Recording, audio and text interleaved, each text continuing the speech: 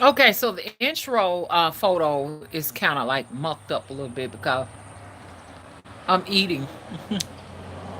This is not a good lipstick. It really is not. It's not a good one. I got it from the Ching Changs. What we call the Ching Changs, the Asian beauty marts. I got it from there a good little whiles back, so it may be stale.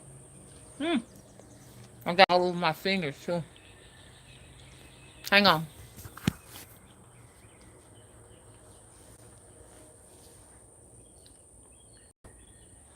Hey, native lady. Okay, if y'all can't handle somebody eating, then okay, I understand. Come back and see me later. But I got banana on my lips. It's crazy. Let's talk, y'all.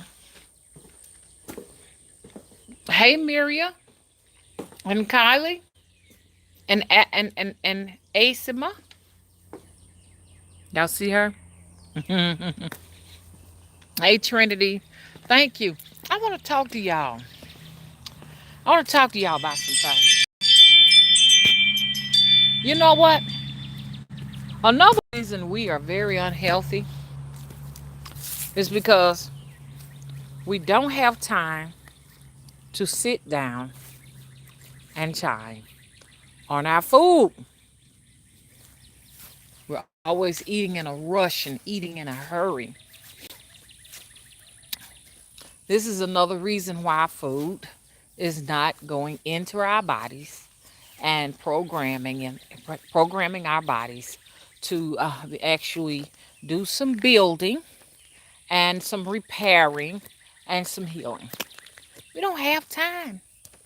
You know what I'm saying? I'm like because and it does take time to eat, and it's for a very good reason. Because like when we're sitting down and we're eating, we're supposed to be concentrating on the food. Excuse me. We're to sit down, give thanks to our God, and give thanks to the fruit and the vegetables of this earth, and to any living thing that we're eating that was a crawling, creepy thing or swimming thing. We also supposed to thank the sacrifice. But do we do that? Nope. If we're not doing that, we're sick. I know it doesn't make sense, but it doesn't make sense because our ancestors did not have the opportunity to hand down to us orally traditions. And they don't want, I'm talking about the elites, they don't want you to know how they lived and how they survived and the traditions and cultures. Because when people have traditions and cultures, it's very difficult to tame them.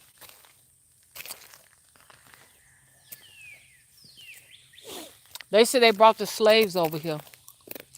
And when they brought the slaves over here, they had to use excessive force and violence to get them to adhere to their rules, the laws, the regulations, to work, to labor.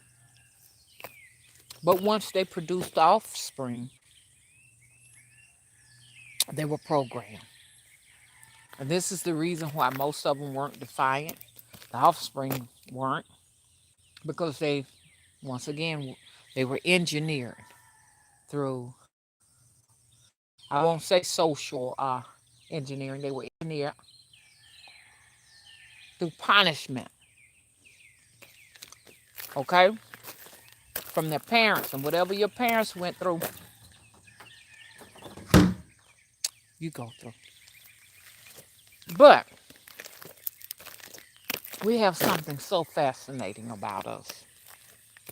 We have something so fascinating, so brilliant, so awesome about us because if we tap into our natural instincts, it'll give you the information.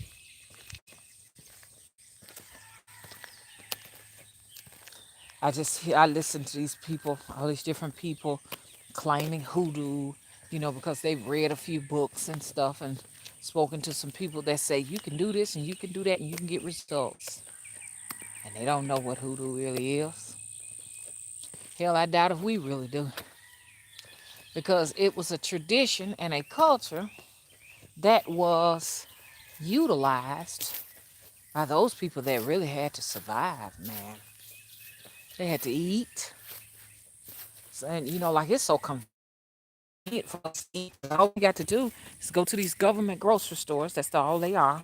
So people stop making fun of people that are on food stamps. Stop making fun of people who are on assistance because all Americans are on assistance. Because you're waiting on America to assist you with food going into the grocery stores. Because if you go back long ago, wasn't no grocery store. If you didn't grow nothing, and the people you relied on didn't grow nothing, you starved to death. Facts. You died. You literally died of starvation, especially here in Alabama. A lot of folks died here of starvation. A lot of babies didn't make it. That's why they got the WIC program. They call it WIC. Am I gonna have to use some of that swamp repellent? Because I think I'm gonna have to use it. It's dry. It's dry. So, and the next time y'all sit down and eat, take your time. Take your time and concentrate on every morsel and whatever you want it to do. Concentrate on that. You could be telling you got ailments in your body. You could be telling, like me, I got this high blood pressure. You know what I'm saying? I had to have that medicine changed, y'all. I was telling somebody about this. They had a recall on one of my blood pressure pills. It was a angiotensin 2. And so pharmacy so told me not to take no more pills. I got a letter and I had to go to the doctor's office and now they got me on an ACE inhibitor. And it ain't feeling too good. You know what I'm saying? I don't like it. I don't like the ACE inhibitors. Even in the past, I was on ACE inhibitors and I never felt too like myself. So that's where I'm a little bit slightly short-winded. I'm almost tempted to get back on them pills they took me off. I don't think you're supposed to abruptly take somebody off from having withdrawals. Like I said, now, this the harsh reality. It ain't no difference between street drugs and pharmaceuticals. I'm here to tell you that today. That means somewhere in our pineal gland, something has been damaged. If you got some damage in your pineal gland, I'm not saying the calcification, I'm talking about damage. Any cracks, any holes, anything of that nature, then entities can come in. You know what I'm saying?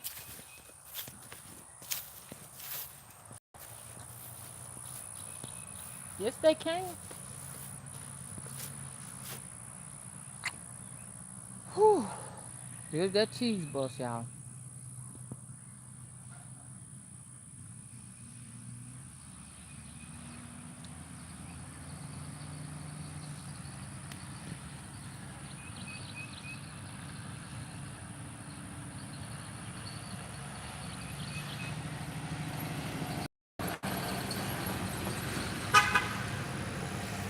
They be saying, I wonder why, I don't like children. I don't like children because I'm gonna tell you the truth, they were really mean. You know what I'm saying? I'm not talking about all children. I'm talking about children that are not supervised, children that are not disciplined, children that lack morals. No one is instilling morals in them. I'm not talking about all children. There's some wonderful children out there. But there's some children out there, man, they can really make your life miserable. And these are the children I had trouble with in school. Um, so that's why I'm looking at it. I don't care for that bus. You know what I'm saying? Some children are very wicked and cruel, and demons definitely can get them. Some can get in them. Some children are angels. They're healers. They're blessings. You know what I'm saying?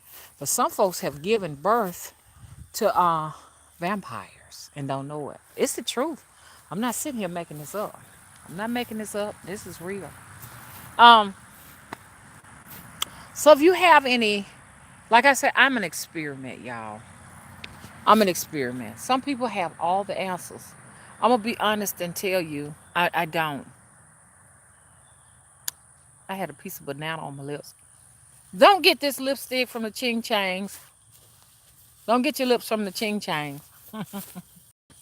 We call them Ching Chang stores. I don't know what y'all call them. That's what we call them.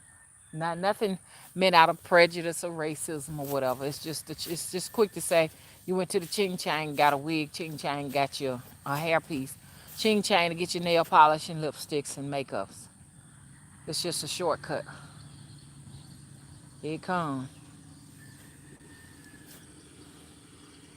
I might need to get some mosquito repellent.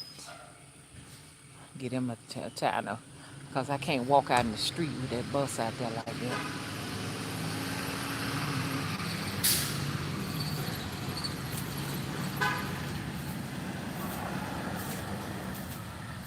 Okay. Okay, so now this is what I was saying. So if you got y'all listen to me, cause like I said, I'm a walking experiment. And I don't want y'all to make the mistakes I've made. If you have any type of if anything is compromised about your third eye, then you are susceptible to so many different entities. And that area, if that area is tight and you got it working right, then you don't have to worry about nothing. So that's why we need to continuously make sure that area is being serviced. Now, some of the reasons why, that area can get damaged so that, entities can easily slide in. And when they slide in, they come in with sicknesses and disease. One of the biggest, for myself personally, one of the biggest reasons mine got damaged is grieving. When you lose somebody that is very important in your life, that is the time you need to be getting yourself ready to prepare yourself to safeguard yourself from these entities. You lose a mother, you can lose her to death, or just emotionally and spiritually, some kind of a way, lose her, and that area can get damaged. And then now, especially if she dies, you're dealing with probably some of her ailments. They come to attach themselves to you because you have a faulty third eye. That's the area, that's the spiritual realm, if you ask me. That's the third eye right there. So they can come in and invade your physical life, your astral life. When I say this, I'm not saying this just because I'm popping my top. This is nothing I've read in a book or anything like that. This is something I've lived. Somebody said that all I do is repeat what other folks say. Like 52 years was not enough time to learn nothing. What an insult. 52 years. And I have not learned enough on my journey to be able to give information, because everything I talk about came from somebody else. Definitely that's a hater because they don't have the knowledge. So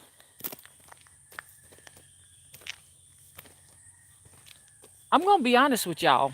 As you walk this journey, it gets more and more difficult because you're going to start losing folks you love. And as you get a little further on, you'll start feeling like you're the only body in this world. When you get up in them 60s and the 70s and you done lost some of the most important people in your life, you got to be able to carry on.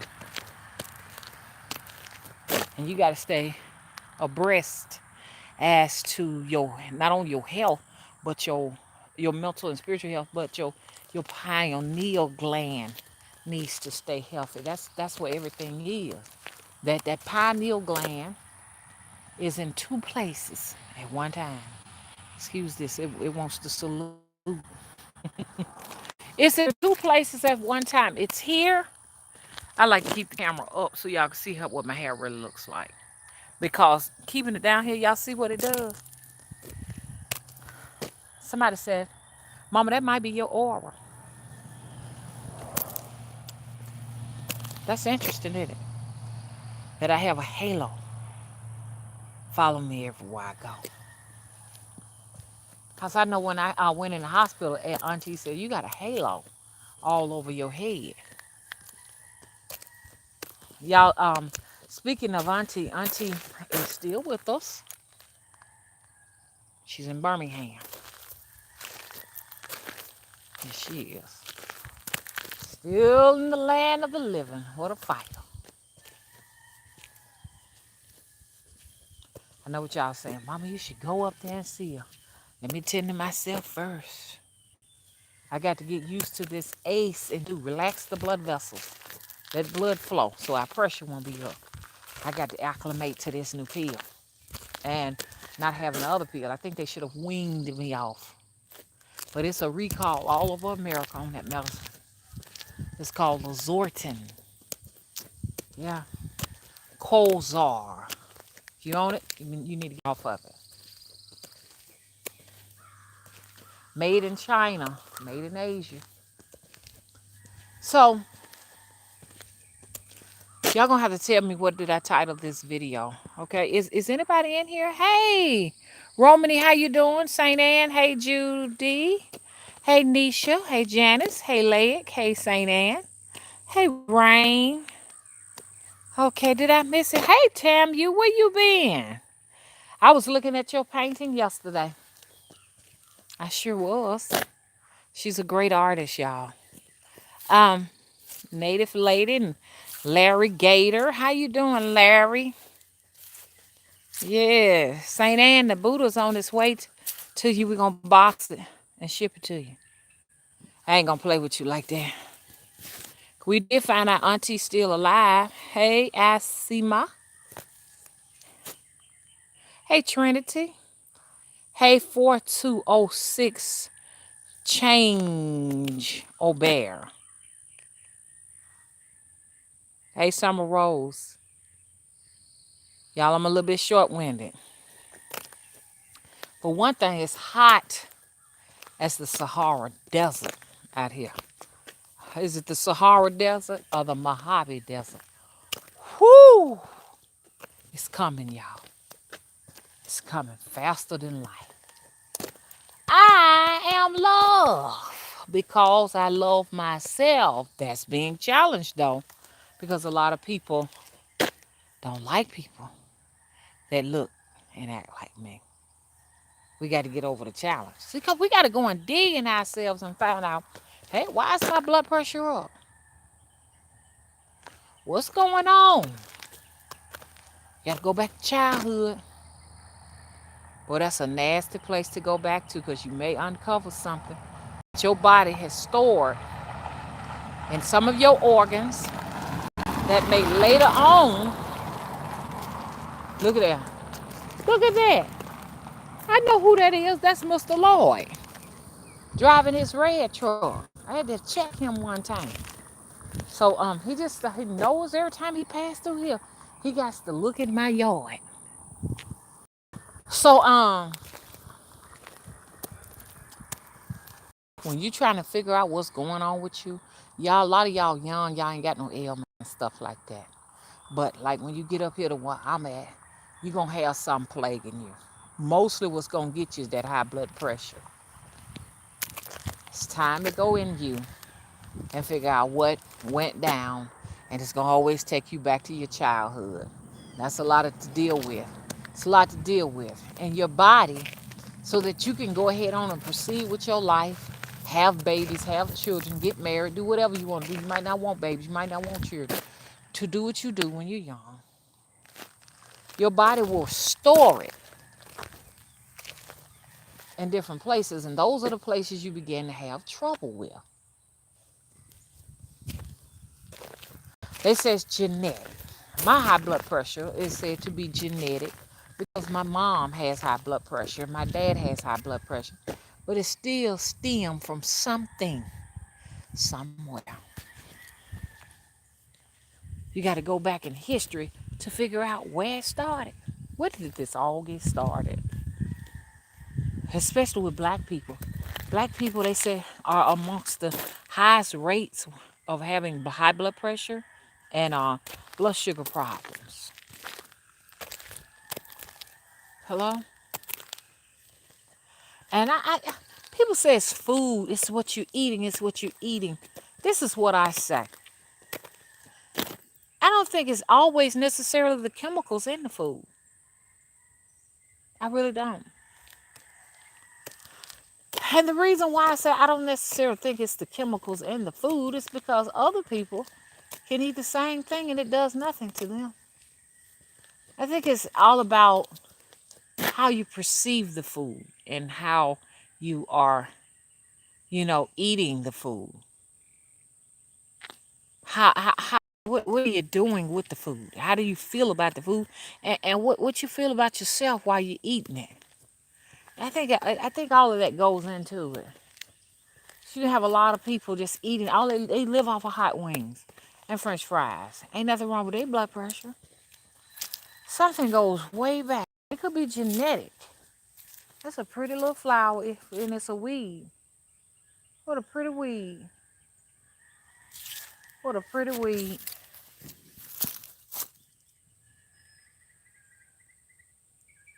We got a lot of weeds in here, y'all. The weeds are coming from the birdies. They come and poop in the garden when they go and get the water out of the bird bath, and I need to clean that out and put some water in it. But you can have some people that just eating pure radiation and they still alive. It's like they're invincible. They got all the secrets. I want to know what they're working with.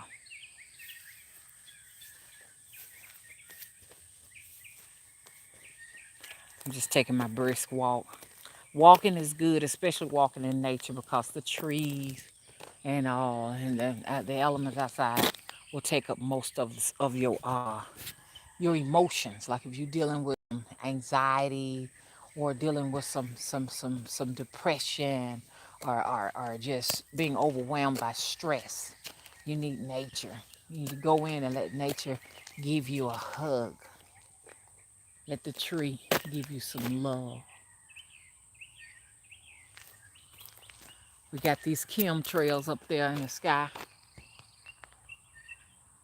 We can't hardly do nothing about that. They're going to keep that up there in the sky. And they probably need to, because it's going to be hot as fuck. Hello? It's going to be hot as fuck.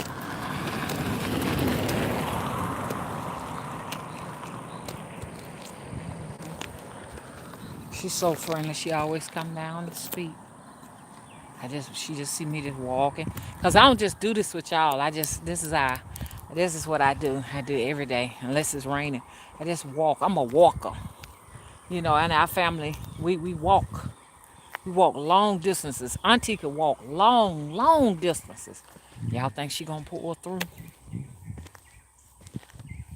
Because I'm telling you, since Auntie been like this here, man, her spirit's been coming around and stuff, making me short-winded. That's another thing. I got to prepare a shield. Because if she check out of here, them things trying to come over here to me because I'm the most like her. I can't handle too much more now. I already got old cuz. He passed away. And he tried to get me to go over there and see Omega. I can't be going over there. I had to put a stop to that. I found myself at nighttime going over there with his ex at. Because he loved it, her. Crazy about Omega. And I'm like, why am I in the middle of their relationship? I can care less about that. So that's another thing about being a medium. Be very careful where you put your energy. And I know what you're saying, how do you be careful? Don't get in other people's affairs. How did I get into this? I went over there after the funeral, after his mom died. We sat down, we ate and everything. Mika had just had a hysterectomy. And I sat there and I helped her out a little bit around the house. And then after that, later on, I called and told her how to clear the house out. So that involved me into the situation I'm in it now. So it's best to stay out of folks' business. Stay out of their affair. You can, as a medium, you can see a situation and you can know that this situation is eventually going to cause problems. If you insert yourself in that, then the entity is at you. Because the entity probably did not want you to tell them what to do. Now you finna get it. Yeah, so y'all, I don't know about this mediumship thing, 'cause I be having a lot of activity from these deceased people. A lot. Auntie was at the door moaning. I called up there. They said she can't speak. Wonder why. They said she can't speak. They can't give you any information because you got to have a passcode. I was like, oh, okay. Well, who put the passcode on there? Oh, it's our policies. Well, I tell you what. What's your name? I just made up a name. Hung up the phone.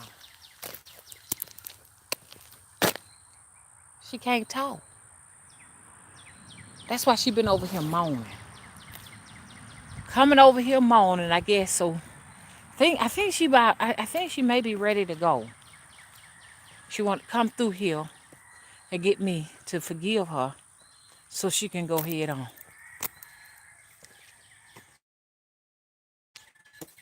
I have still not forgiven her. And with me going through this, a little bit of her ailments, what ailment Auntie dealt with, I may have to. So I can release her. It's almost like I kind of almost feel like I got this type of power over her where I can hold her back. Ain't nobody up there with her. She up there alone. Nobody's there but the bedside nurse. That's it. I mean, it just came to me. I was just laying in the bed. No, I was sitting in the bed working on a doll. We were doing a seance. So I don't know. Somebody in that seance, or just all y'all in general, are very powerful. Because y'all gave me the message. It's just like I heard somebody in the actual chat room say where she was. I called up there, and that's where she was. Seances are powerful. You know? I said, I'm hoping to do a seance again tonight. Y'all, it's hot out here. Woo! My. Mama gonna have to start getting down into them skirts again. Hello. But we had a wonderful time, didn't we? And I'm telling you, these some badass witches in my seance room. Let's see what's going on, y'all. Because I just said I wanted to make sure on a daily basis I come to this channel. This channel got tens of thousands of subscribers. Well, YouTube only puts out about 10 to 12 to 15 notifications. Ain't no notifications went out to them many people. It's not possible. So what I said I'm gonna do, this channel here, every single day, I'm gonna come here with content. Now, forgive me, it might be some days that I might forget, some days I don't show up. You know what I'm saying? But I'm going to make sure I'm here with content. So if you all just don't mind, you just manually check and see what's going on. It would be deeply appreciated because we don't want the actual message to die. We don't want it to die. We're not going to allow it to die.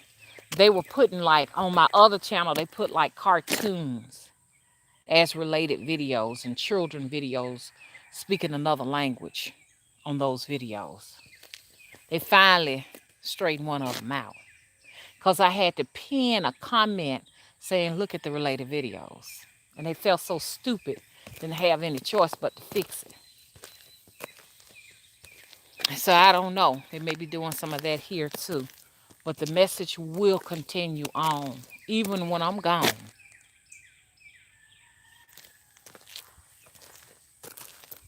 Hello? I said, we talking about living off the grid. A bee came and y'all, a lot of bees been visiting me today. One just passed by, gave me some honey and some love. And it's been several of them at the window. Usually I'm getting birds at the windows, but I had quite a few bees at the window. But I need to get ready because we're gonna continue on this mission. Oops, I almost dropped my phone. We're continuing this. Another bee went across my head. Hope we don't have a beehive over here. If so, I want some honey. I always get the honey with the cones in it, honeycombs inside of it, and I eat the cone because I do think we need a little bit of beeswax. Honey is real, real good for your happiness. I always take a spoonful of it every day too. But might be kind of bad on your teeth, but I'd rather have that than this engineered sugar. Engineered sugar is responsible for all of these feelings I got in the back of my mouth. Take care of your teeth. That's why I stopped using toothpaste. I dedicated myself to toothpaste for 2 fucking years. Did y'all hear what I said? For 52 years. It has done no good for my teeth. Now, I know what you're saying. You gotta floss. You gotta do all those other things too. I floss every night. But you're supposed to floss every meal. So I stopped. Now I use baking soda with hydrogen peroxide. And then I'll rinse with coconut oil. And my teeth is a whole lot more cleaner. Because I had gotten to the point I could feel stuff before I can get back to the dentist so they can clean my teeth. I'm like, why my teeth feel so gritty? I said, this toothpaste is a waste of time. I just threw it away. Now I could do the baking soda and the hydrogen peroxide and rinse with the coconut. I don't feel nothing. My teeth feel slick and smooth. If you feel grit on your teeth, it got something to do with the fact toothpaste ain't doing its job. If I really feel something down at the bottom, I'll just go ahead and pull the salt out and get the salt to get it clean. So by the time I'm going to the dentist, they have very little to scrape off of my teeth. Very, very little.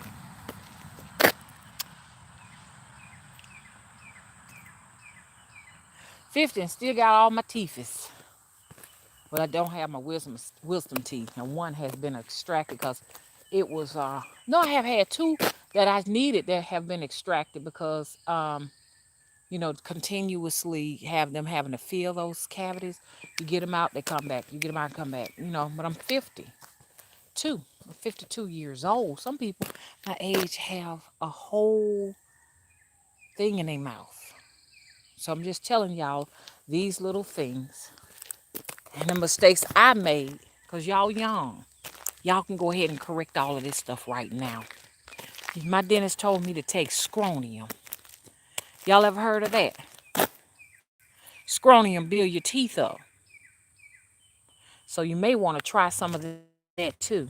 We got to take care of our vehicles, y'all. I call these our bodies our vehicles. Our spirits, our soul is in the vehicle. When you leave this body, this vehicle, you still conscious. You still can think, you still can remember. You still want the joys that you had. Like if you enjoyed eating ice cream, it doesn't stop. When you get over there, you're gonna still want some ice cream. People still want to smoke a cigar. Some people still want sex. That's why you got to take care of your pineal gland. Because if you don't take care of that area, keep it secured, and mostly, like trauma damages that. So I'm just trying to let you know how you get like that in the first place. Trauma. Emotional trauma, physical trauma like car accidents, being raped, being shot, being just something, post-traumatic stress disorder, something very, very horrific happening to you will damage your pineal gland. And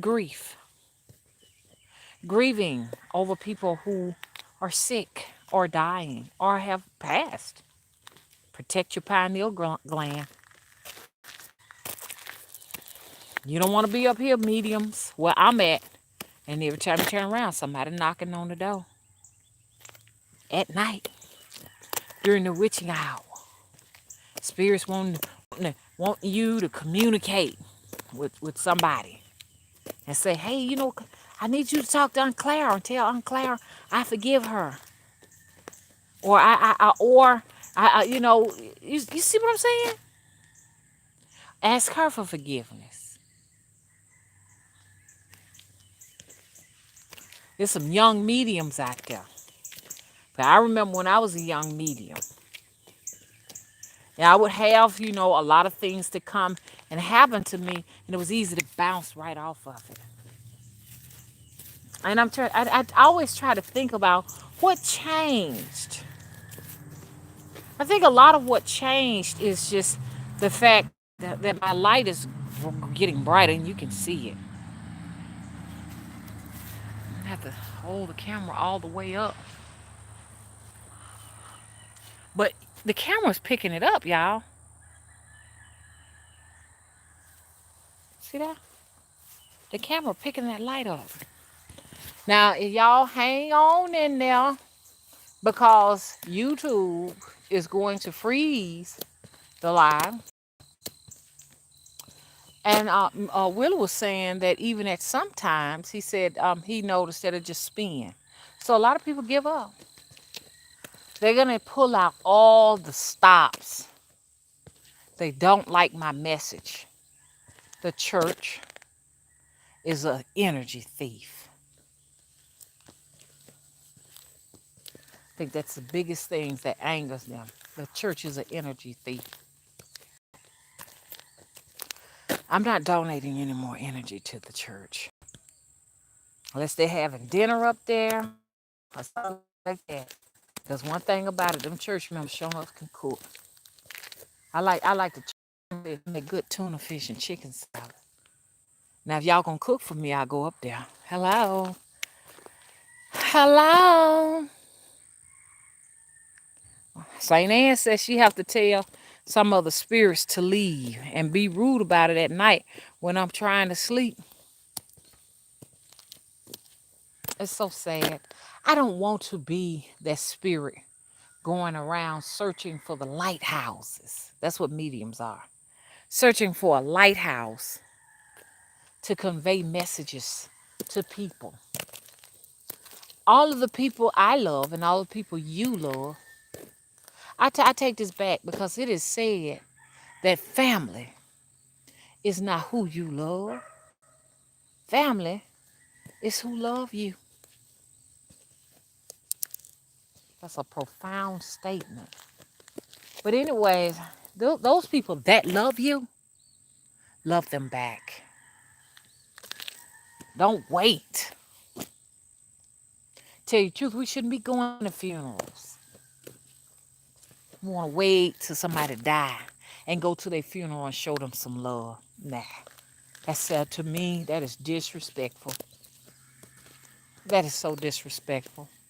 It's a difference between this is a loved one I was close to, I'm going here. But I'm talking about funerals be packed, man. I'm like, I don't know all y'all. Where y'all come from? We just wanted to pay our last respects. Why? Because you didn't want to put up with me when I was alive? No, I'm not fixing to go and put no flowers on your grave now that you gone. I should have been giving you some flowers when you was alive. There's a song that they sing, I think, funerals. Give me my flowers while I yet live, or something like that. That is a profound statement. That's why funerals make you sick. That's why I didn't go to my cousin's funeral. I'm just talking y'all about a whole lot of stuff. I'm just ranting today. I'm ranting and I'm trying to make it, y'all. I'm climbing up on the roof side of the mountain. Okay? Y'all remember that song? I must hold to his hand. I can't even remember the song. His powerful hand. Something other like that. Y'all ever heard of that song? The Mississippi Mass Choir. Kyla said, my mother has wanted my forgiveness after the abuse she put me through as a child. I don't know what to do. How is it affecting you?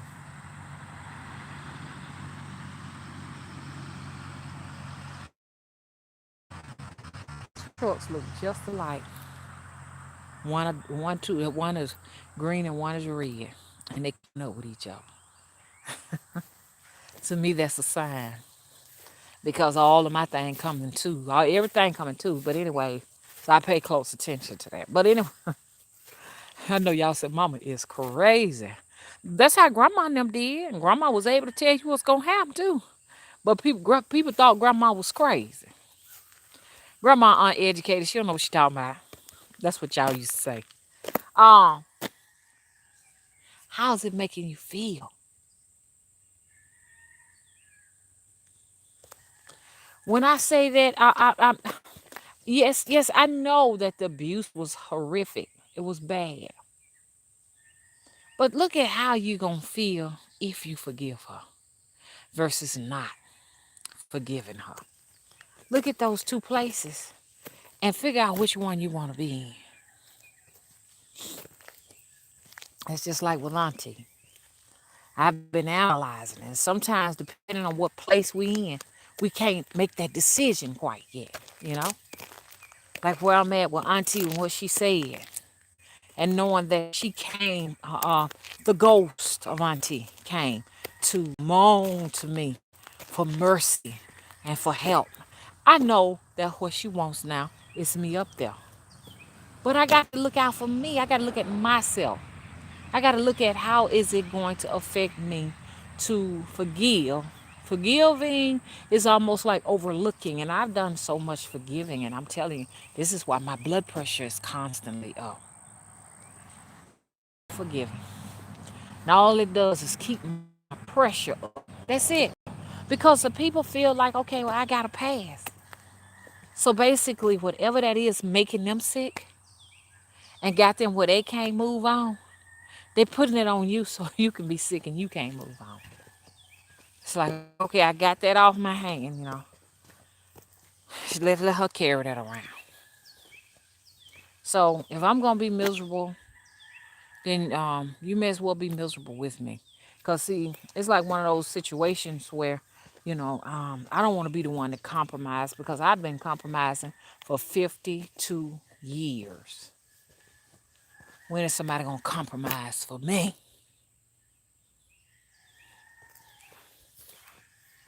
People are always expecting women to forgive and get over it. Pretend as if though it didn't happen. That's why women having to have their wombs taken out. Having fibroid tissues and bleeding heavy. And you see what I'm saying? can't have children, infertile, because they compromise and they take on the debt of the world that somebody else supposed to be working on. Talk to me. Hey, sure. Hey, China. How you doing?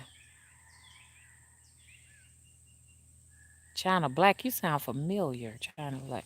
Okay. Do you think we was here before? Of course. And we're coming back in the same set of circumstances if we're not here to figure this thing out. A lot of us don't realize our souls are indentured workers or laborers. We're slaves, indentured servants, because we have some debt that we didn't work off. I'm telling you, this matrix system is tight, man. You leave here and you ain't paid off some debt, you're going to come back and get it paid off some kind of a way. Yes. So, we looked at it like, people were slaves because, they owed taxes and stuff. So they sold them. They said Africa sold most of us here because we owe debt to those people in Africa, and so they sold us off. There's so many different theories as to what went down. Some say we were the Hebrews sold over here as slaves and stuff like that. But I think it's far more deeper than that. As we look at our situation we're in, where we're like at the bottom of the pyramid, and we don't want to come back here like this. And it's because we may have had some debt left over from the last lifetime, or some ancestors left some debt behind, so we are indebted to this matrix system to keep coming at the bottom. Remember I told you, I said it's outside. Look, there's a way outside of the pyramid. And the reason why I keep calling it a pyramid, because the pyramid is the widest part. And you can hold more people at the bottom than you can the top. So the top carries very few. That's why that's a very powerful symbol. You can do money magic with that pyramid symbol. I did it. I was able to get something that I wasn't supposed to get because of the caste system, but I overrode it and got it. Got my hand on 100 some thousand dollars doing that. I know what y'all saying. That's a pyramid scheme, mama. They call it a pyramid scheme because they don't want you to practice that magic. If you look at your money, what it got on it? The pyramid. With that eye on top. That eye represents the all. The all that sees everything, monitors everything. Draw that symbol. Put under there how much money you want. I got my hand on 100 grand, 100 stacks. Passed it all out. No lie. That's how I got over China. I know a lot of people like, oh, that ain't nothing right there. I still got some of it too. See, people think because you got dreadlocks and all that, everything like that, you ain't got no money. You ain't got no money. She broke. You don't want to walk around looking like you got money. Because then you can get your hands on some more. You don't want to draw any type of attention to yourself. You really don't. I was able to pull a lot of little things. This 11 years old now, y'all. 11. Roll Tide. 11 years old. You can pull it. Draw that pyramid. I'm going to go in the house and get my temper. And look, every last one of y'all invited to come. Y'all are invited. I want you all to come. We need somebody to do some drumming and dancing and everything. I'm getting ready to buy me some African mask and stuff like that because I want to decorate it with the African mask and all. Sacred African mask. Because I got a lot of them now that I bought long time ago. I got to get them out and get them all ready. I'm holding somebody's African mask too, so it's a slew of them. Powerful. Y'all see my two Nkesis? They're worth about $1,500 a piece because they were used in rituals. Y'all collect African masks if you ain't afraid of it. Just ask the spirit to get you, to guide you to sacred only. Sacred only. Because some of them things, like that Nkisi is very serious because each one of those nails were driven into it by someone who may have had some kind of trouble somewhere. So you have to be careful with them Nkesis. Somebody drove up in my yard and got stuck because the Nkisi watches the yard and the house and me. They got stuck. They had to use roofing shingles to get out my yard. I don't know what they thought I was supposed to do when I drove up. It's a good thing because somebody would have got hurt. That's why I wear these right here. Can y'all see them? When I put them on, I'm in masculine mode. I'm in masculine mode. I'm ready to kick ass. I don't care I don't care who you is. You could be a man, man. I'm ready to take my blade out. I'm ready to take my Glock out. Because you got to protect yourself, man. I got them shotgun.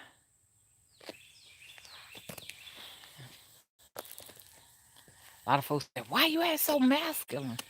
You know why I act so masculine? I've always been the man. Black women act like men. Well, it's a trait that was given to us by nature. So we can dominate our men. Stop getting mad. Don't be getting mad with me. And it could be social engineering that's responsible for that. I really do think that social engineering is responsible for black women having this masculinity about themselves. Especially if you're growing up in a household where you see your daddy is a punk. If your daddy is a punk, then you trying to fulfill that role that he did not fulfill in you. Or if your daddy wasn't there at all. My daddy was a punk to my mama. But he wasn't no punk to us. My mama just ruled him. That's what I grew up with. So this is what causes black women to be so hyper masculine. Got my boots on, ready to kick. I don't care who you is. I kick a man's ass.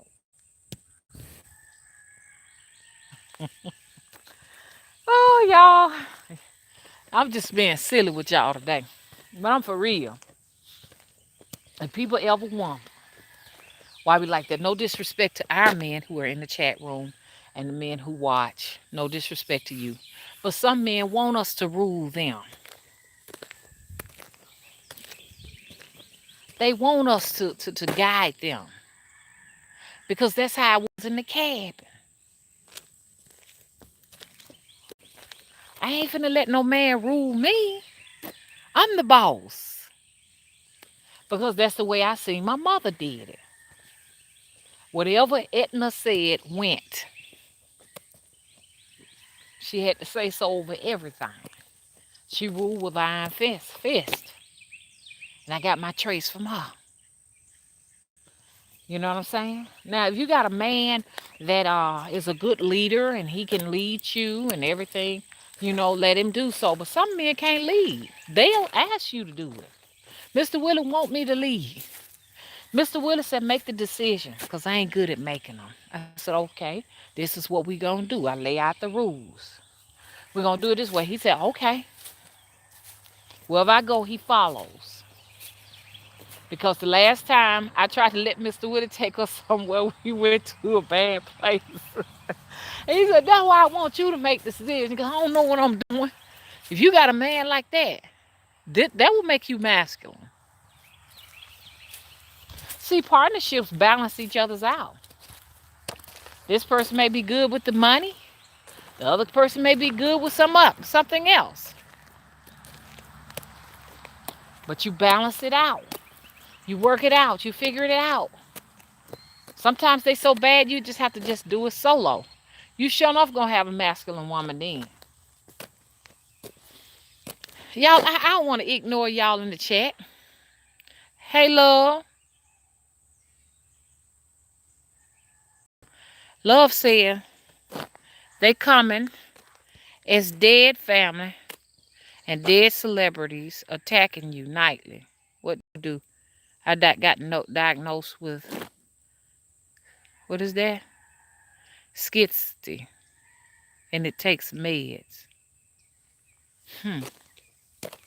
You want to make sure what that is, because sometimes, you can, being a medium, some things that torment you are just sneaky, clever, evil demons.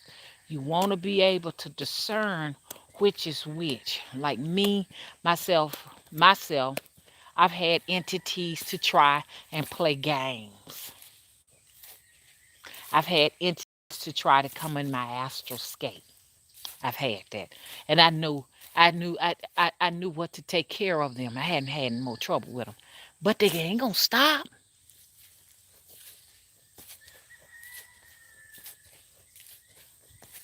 But you'll know the difference because, like, you got somebody crossing over, just crossed over, or something like that. You'll be able to discern whether that's a demon or not at you because you'll be able to know how to feel them. I know what Don feels like on the earth plane. And I know what his tactic is to get me to go and, help me go with his transitioning process and everything. But I told him I can't do it. I'm sorry. So you should know that these are people who've crossed over. If you just got some random stuff coming at you and stuff, like even with at nighttime, Ethel is coming because Ethel doing whatever she doing and everything. So I know what's going on. It's her. But if ain't nobody done crossed over that you know of, you got to really evaluate what is going on. Something, like I said, could be a demon, could be entities. What do you do about these entities coming in at you? Well, don't do what Mr. Willie said do. Mr. Willie said turn the TV up real loud. That's his way of taking care of it. Just tune it out, but you can't do that. You want to listen. I always listen. Keep my ears open. And I let them know. Which I hadn't had too much activity in the past like I'm having now. And I'm having all of this activity now because me and it was real close.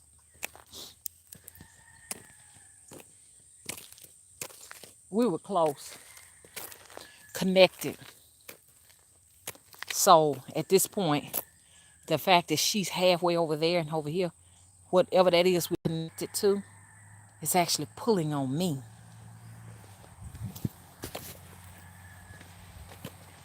And can't nobody sit down and take pleasure in that because we all gonna lose somebody that we love.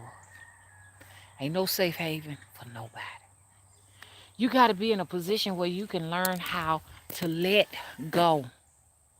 You need some dolls, hon. Love. Love 112489. You need guardians. You need those guardian protectors around you. You need a little bit of everything. But you definitely need them guardians. It's hard to just really say without just talking to you. But you need that in your house. Um, and I'm gonna read the chat again. The corners of your house where it's dark, it should be light, especially the area you sleep in. Should be some form of light in those areas because these here forces and stuff like that, they don't like light. That's why up in the daytime, you get less ghost activity. I'm not saying that it ain't none, but you get less demonic forces at you. They love the dark, so they're gonna hide. They're gonna hide in corners. They're gonna hide in cabinets. They hide under your bed sheets and your blankets. They go under your bed sheets and blankets. That's why it's good to keep the biggest blanket fold over to the foot of the bed. When you got that kind of activity going on, your sheets and your blankets should be white, light colors. They don't like light colors and white colors. They don't like that. Your curtains should be white, light colors. Like it's time for me now to take down my dark winter curtains and blankets and stuff off the bed and go along with white sheets, white blankets because it brings light and light energy, high vibrations, high frequencies into your home. Demons don't want to dwell in that. That's why I paint my walls white, light creams. Don't do burgundy walls. You know, if you say you got the skits, then guess what? You don't need to be in any dark houses. Your windows should be open at all time. Your curtains. When I say windows, I mean your curtains. Your curtains should be open. You don't supposed to be in a dark, gloomy house all day or building. You supposed to be outside. Because when you outside in the sunlight and in nature, you're safe. They said the safest place is in the will of God. You right. Because God is nature. Here the God's all right here. That's the safest place to be in. Surrounded by things like this. Hear the birds. See, put your feeders out. Watch your birds get fed. And like I said, nighttime, a light should be in the corners. Some kind of a light. I got a pole, like a little stick pole that I wrap Christmas lights in it. And every last one of them glowed when Auntie came humming at the door. Hammers. You see what I'm saying? They'll blow these lights because they want in. They can't stand the light. What is light? Light is a high frequency. It's one of the highest frequencies on this earth plane. And if you are a low vibrational being in the darkness, you ain't gonna be able to stand that high vibration. Get you some lights to go in the corners. Be vocal with them. Let them know, hey, look now, no, I don't know you. I don't want to be bothered. So like I said, you got some issues going on under your cabinets, in your closets. That's what my mom would go in there. I hated to do that. We would always have to go in the closets during this time of the year, take everything out the closet, vacuum it, then put down mothballs. Woo! We hated it. It's true. A lot of the times your house need cleaning.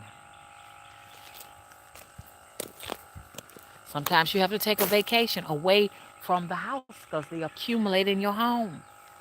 You have to open up your doors, open up your windows. Regularly burn incense. Room guardians, the dolls. Need to make your own little soul dolls to watch over your house. Make them with some big old eyes like this. Y'all, let me tell y'all a story. So, y'all remember I did the video. I said we're going to go down to the river. And then y'all saw my son and his girlfriend And that little boy that she got, that little boy bad. He bad. Not in a cunning way or mischievous way. He just got a whole lot of energy, and he just likes to just cut the food and run, and because he has ADHD, and he's autistic. His autism is a little different because he'll talk when he wants to, but he really don't talk. You know what I'm saying? Cause like he was really giving his mama a hard time when she was over here moving things, touching things. And so she got him. She said, I'm finna take him out here to the truck. The little boy said, bye, y'all, out of nowhere. I said, this little boy can talk. Then I was trying to teach him how to count on his fingers. He was looking like he didn't know what was going on. Then he said, 1, 2, 3, 4, 5. And this, I don't know what that is. And then all of a sudden he'll just do this right here. Just weird stuff, coming from him and stuff.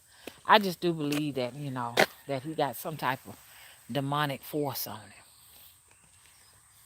That's what that is. There goes the sunlight. But so I had my dolls. The dolls I just made, I put it on my sofa. And I think I told y'all about this. And that boy went to hauling. When he seen that doll. And I was happy.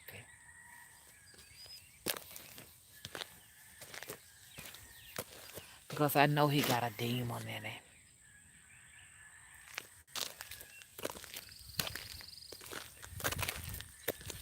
That dog tames that demon in it. And the good thing is, it keeps him from having to come inside my house. I got it right there on the sofa. I told her, good job, and I anointed her with some oil. I said, good looking out. I said, don't let no demons come in my house and be comfortable. And I'm not going to move it. It's going to stay right there. That's my house.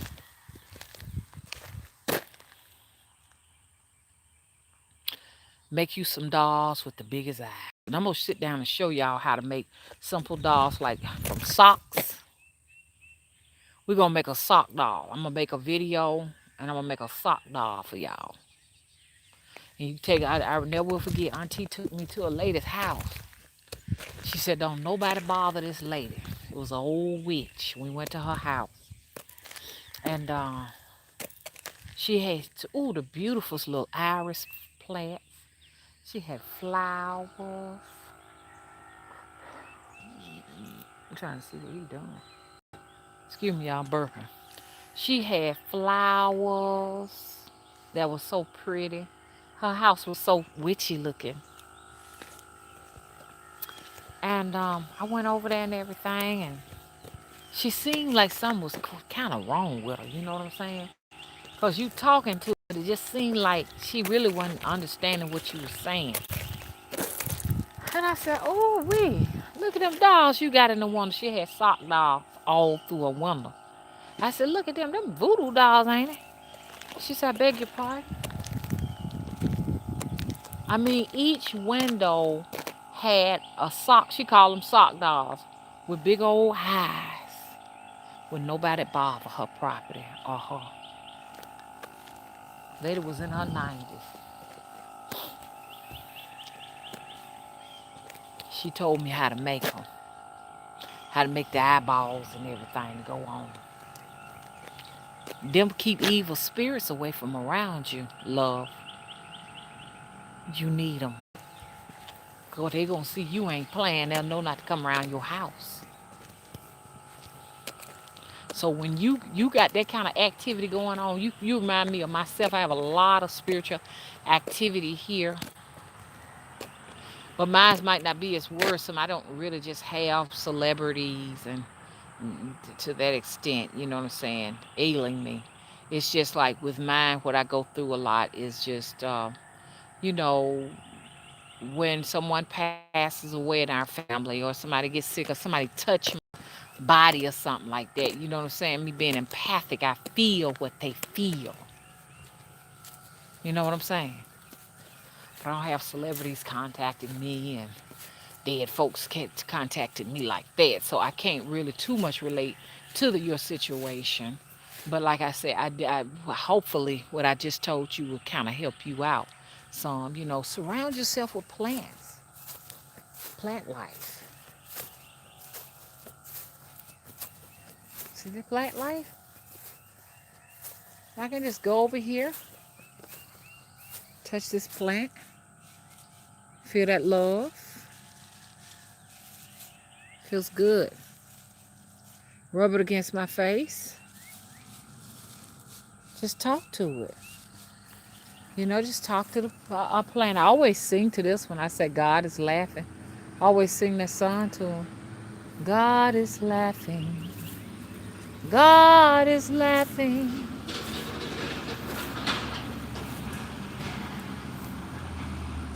The dog done bit this here fan. And the gnome is just... Uh. But anyway, so that's what you want to do. Okay, let's see what's going on. Hey, Shirley. Thank you, Shirley. That's my little snowball plant. I got two of them. Well, I got three. One of them over on the other side is not blooming because it's under a tree. So I'm going to have to move it. Well, I wish Blackie would shut up. Shut up, Blackie. Oh, he's barking at that trailer. Okay. Hopefully that help you. But y'all might need to look at Love's channel. She around here channeling deceased people. Now a lot of people, but you might not want that on you. But a lot of folks, when they have that type of ability and stuff, they actually will work with people to help channel their loved ones. That's a gift too. But sometimes it can be a gift and it can be a curse because sometimes people want to break. It can be a gift and a curse at the same time. The curse is if you cannot get control of it. Oh, Shirley Wood says, yes, I like it and love talking to trees and plant too. Me too, because this is the reason why we say we're not connecting with anything. Now, I'm looking forward to this. This is eventually going to burst this little cones out and give us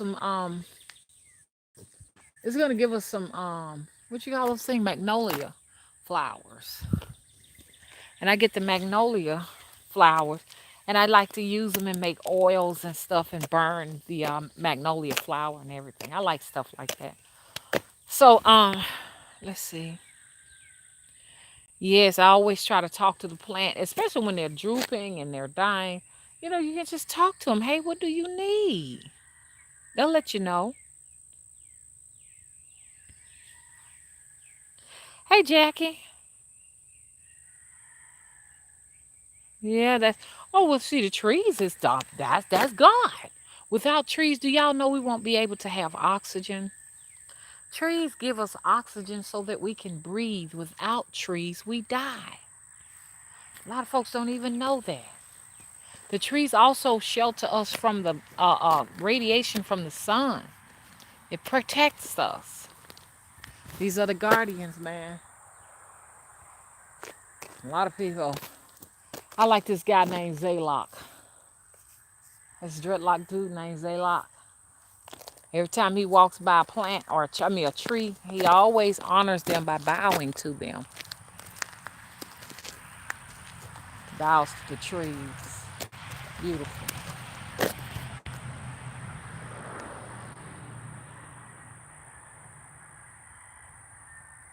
Yeah, Shirley. You can infuse your oils with the different things in nature. And that's a whole nother study. That's studying herbology. That's what I call it. But even this. It's a purpose for some of this stuff. This is just not this is just not a decoration. It serves some form of purpose. And see, we don't know what our ancestors was doing with some of this stuff. I noticed something. These purple flowers are only really growing across the street from my property. Ain't that something? That's weird. Sometimes the spirits will communicate with you and give you that flower, that herb growing in your yard that you need for whatever purpose you need it for. Thank you so much, Jack. I see you had to delete somebody out of here. Thank you. Thank you so much. That's why you need a moderator. You need a moderator because you can just take your face, take your eye away from the chat room, and you won't even know what's going on. Thanks, Jackie. You know, these are the people who, for some reason, are looking for hope. And they lash out because they really and truly do not know how to ask the proper way for attention. They want attention, that's all. They want to be seen, they want to be heard. They want to interrupt messages that they feel may hurt them or harm them. And so this is the reason why. Because evidently wherever they are, they're not being heard. And it's so unfortunate. I can't help you. There's nothing I can do, and there's no way to break up the message. You're not going to break up the message. There's something supernatural ruling over there. And you know, there will be a spiritual consequence to what you did. Okay? You're thinking that you're hiding behind some type of a fake picture that you got up or whatever. Like, we don't know who you are and where you are. But I'm going to tell you right here, right now, you're going to see flames.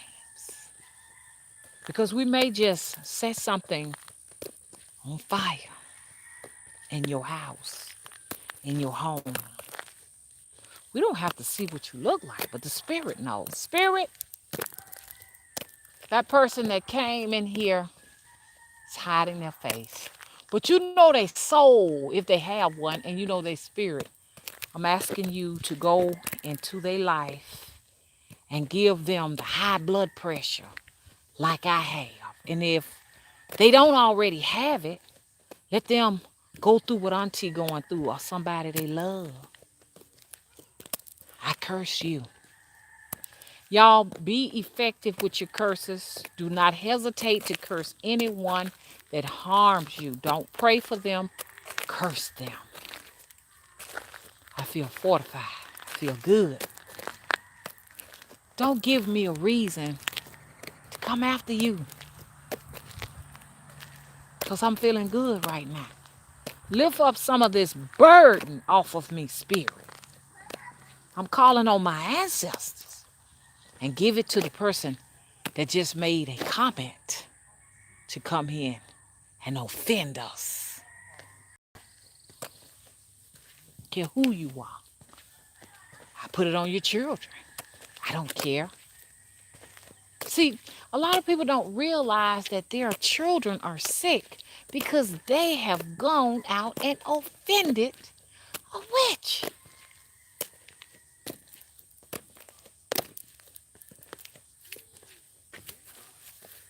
Do you know these spirits will eat you alive? It will consume you. You don't know what you just did. St. Anne says she will curse anybody that harms her and harms her own. Don't hesitate to put that out there. Curse their asses.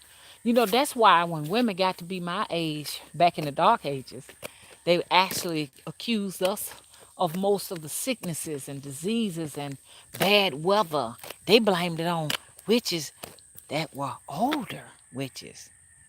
Witches with gray hair. Because they'd be like, you're using some kind of form of witchcraft to stay alive. They want the women to die right after they are no longer of childbearing age. If you're no longer of childbearing age, they want you dead. Because that man fears the power of the cross. I don't blame you, baby. And see, Whoever that was, they shouldn't have got me now. Don't get me with my pressure up. Don't get me with the fact that powers are coming to me from Auntie. And I got powers from my other aunt. You can't hide because I can see you. They'll show me who you are. I set it on fire again.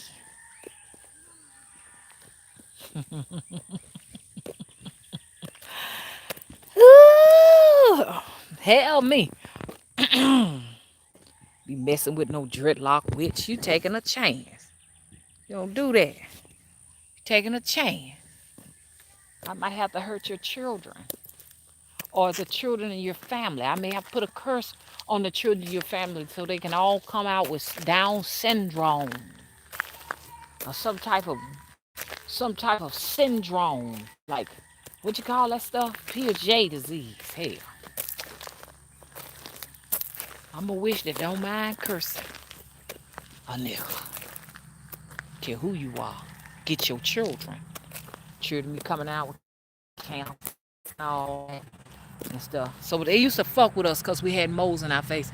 Moles in your face is a sure sign you witch. There's a lot of them out there got the moles in their face. I'm not a witch. Yes, you are. You the undercover witch. You got moles in your face. You know who you are. You know who you are, especially if they right around this area. Stop trying to hide.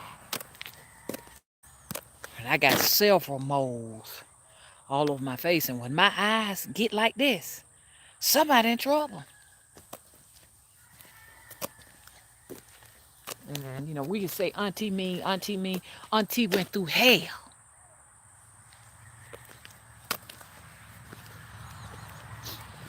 The old woman went through hell. And people get meaner the older you get. Men get meaner. They ain't got no respect for you. They sure enough hate you when you get old. Don't be around here spoiling this around here like that. They can't stand that. I don't blame them though. Because witches can put a nasty curse on you. So whoever that is, you in trouble. Okay, Jackie said she was born with one under her left eye. That right there has a meaning. Because I never will forget when they first started coming. I was going to a pharmacist trying to see how I need to get this off my face. And I remember it was a white pharmacist. He said, those are beautiful. Don't touch them. At the time, I couldn't understand. I'm like, what is this man talking about? I wanted my face to be blemished free. I didn't want any moles in my face. Just no different than the woman that don't want gray hair. Don't want to embrace their power because they've been taught that their powers are ugly. Or a sign of something dreadful. Kyla says she's still seeing synchronized numbers. I am too. It's so funny. When I see, let me tell y'all what happened to me. It was crazy. I don't want to give nobody no ideas because the trolls are starting. But I kept on seeing 309. And I said, I don't know what that means. Spirit said, you see 309, that means you got to go to the doctor's office because the doctor's office number is 309.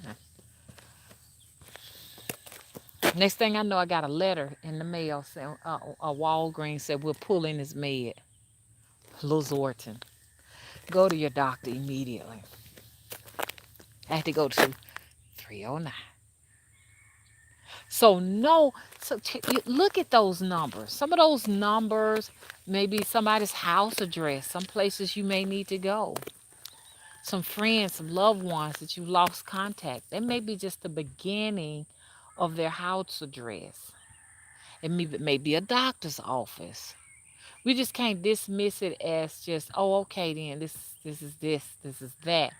It has some significant meaning as far as these numbers may be the numbers of someone. Their numbers. Somebody you may need to get in contact with. You know what I'm saying? Some places that you, like I say, like a doctor's office or something like that. Look at it like that. Because it's weird that when I see 309, I'm always winding up going to the doctor's office. Oh, you got an appointment with the doctor. Yep.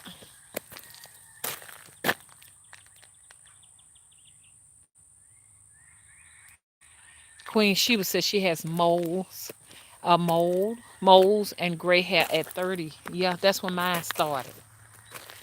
I had one gray strand in the back of my head when I turned 30, and then a mole popped up. This one right here.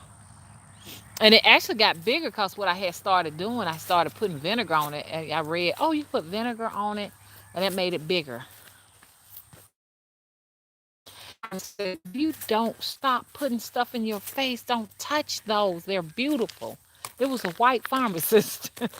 I'm just laughing because, yeah, of all people, who would have thought that, a white pharmacist would find that to be something good. I just, we've been told that that's ugly. We got to break all of these programs, man. It's gonna be hard. It's gonna be a lot of work. That's what I'm here. I'm here to let you all see my journey as I break through all of these stereotypes and whatever else they put there. But when a woman have moles here on her face, she got supernatural powers. Facts. And gray hair. You rarely see a man with moles in his face, and it's for a reason. You mostly see women with it in their faces. And that woman, she can get your ass in check. My mama had moles in her face. Eva had moles in her face. These matriarchs have moles in their face. They can say this is gonna happen to you. And I be doggone if they don't be right. Them your psychics right there. Okay, gotcha. Say you're 36 now. Okay, Queen says she's 36 now. Her leg says she got a few on her face and a big one on there, and you do not supposed to have them surgically removed. Think about it. That's just like I'm trying to come up with an idea. That's just like on my truck, you know what I'm saying? It's got this little infinity symbol on it to let everybody know this is the Infinity brand. What I look like taking it off? I'm finna take this infinity symbol off. I don't want this on my car. Think about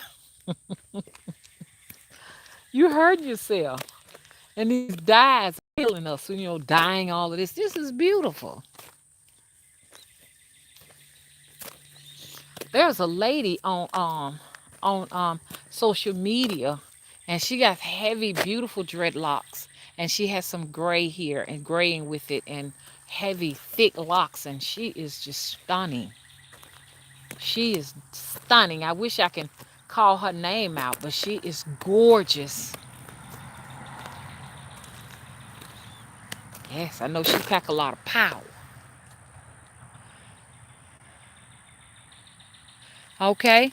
Kyla says she has a small one on the side of her forehead. Now, back in the day, during them so-called witch trials, which they just didn't happen in Salem, but it was just a lot for America. You know what I'm saying? They happening all over the globe even now.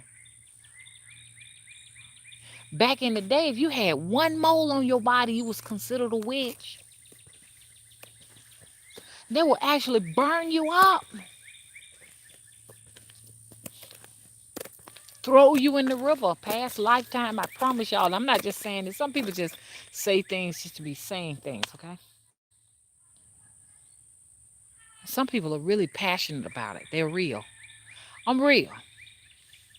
They put me in a boat. I was bound and tied up.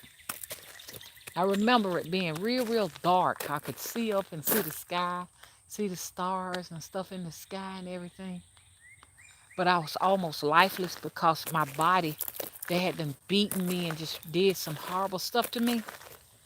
And when I do this, I'm Xing this out and erasing it because I don't want it to happen no more because I'm right up the street from that river. That's the same river. When I go up there, I said, this damn place feel familiar to me, man.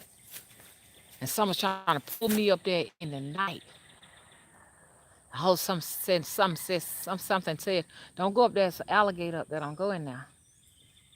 But anyways, My body had no strength. All I could do, look in the sky. I had no fear because whatever they did to me, I was ready to die because I was in so much agony. So you get to the point where you don't fought, you don't fought, and you fought, and you know, endured so much torture until you just like, damn, just shoot me. What you waiting on, you know? And what they did is they took me. It was a metal boat, silver metal boat. They took me and just dropped me in the water. They dropped me in the river. I ain't gonna never forget that. I try not to talk about that because I want to revisit me, but I exit out right now. I have exited out. This is never gonna happen in any more of my lifetimes. But I know why they did it. Because our souls are witches. We have the souls of witches. We're gonna always, if we do reincarnate here, you're gonna reincarnate as who you are. That's your energy. That can't change. You are who you are.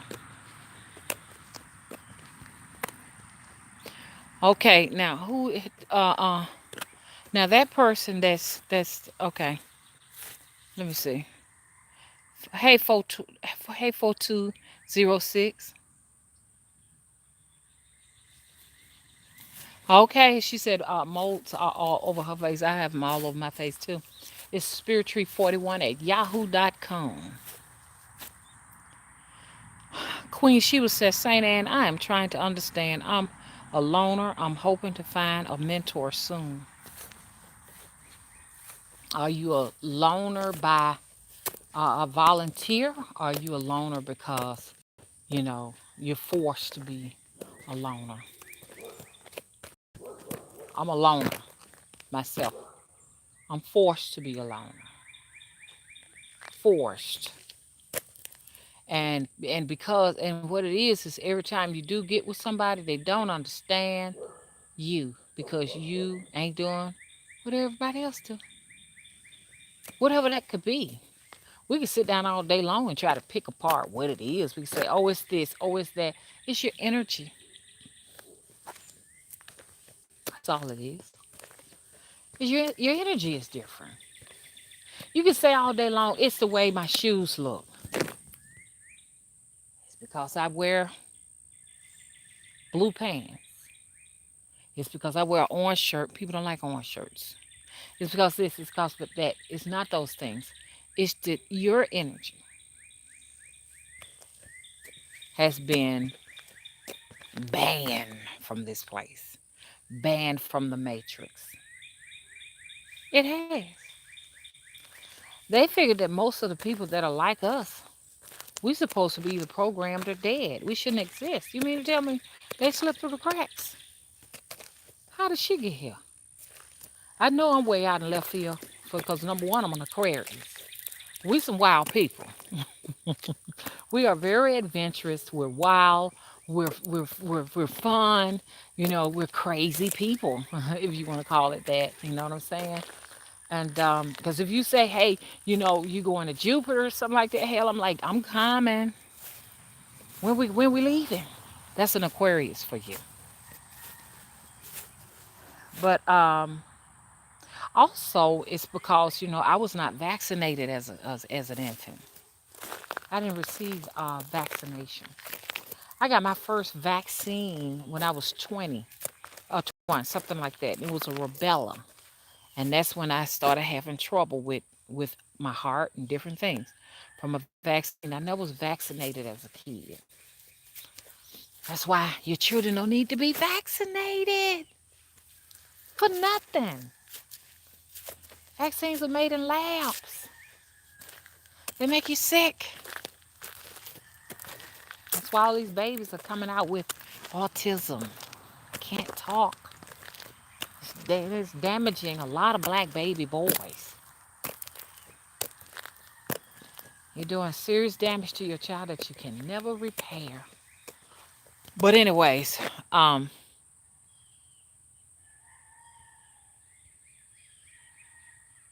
Kylie try to change herself for people, but it don't get you anywhere. But I'm trying to change that. Oh, girl, I've been down that road many times. And that's what they want you to do. They want you to change yourself. And once they see you trying to make an adjustment to what they will, guess what?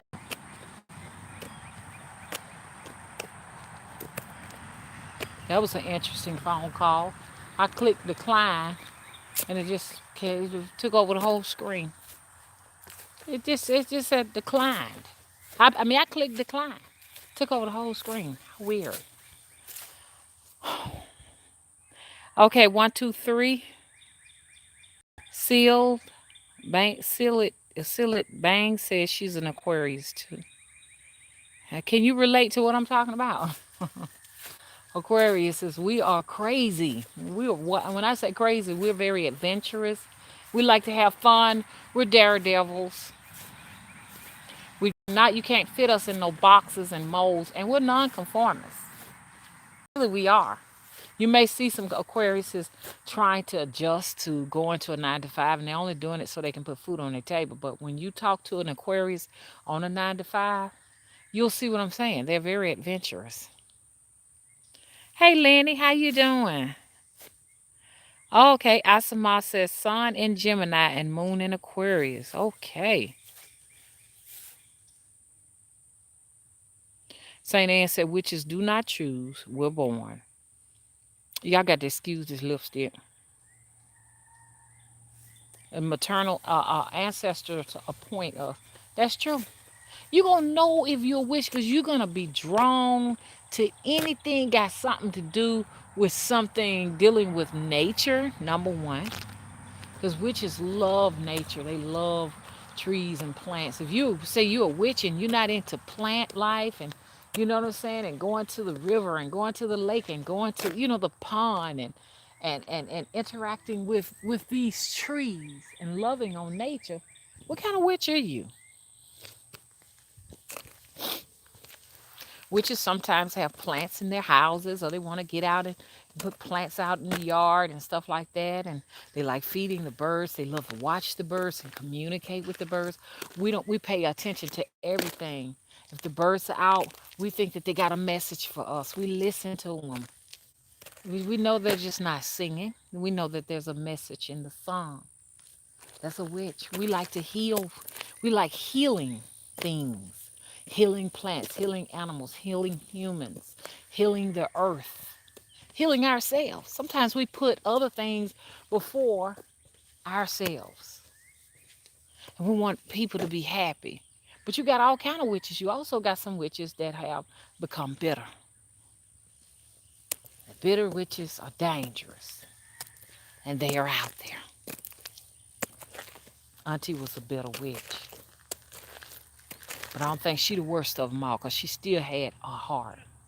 You got some witches, man. They live in these remote areas and stuff, man. You better leave them alone. Like the pumpkin head witch. I don't know if y'all ever seen the pumpkin head witch. That's the beautifulest witch I've ever seen. Beautiful.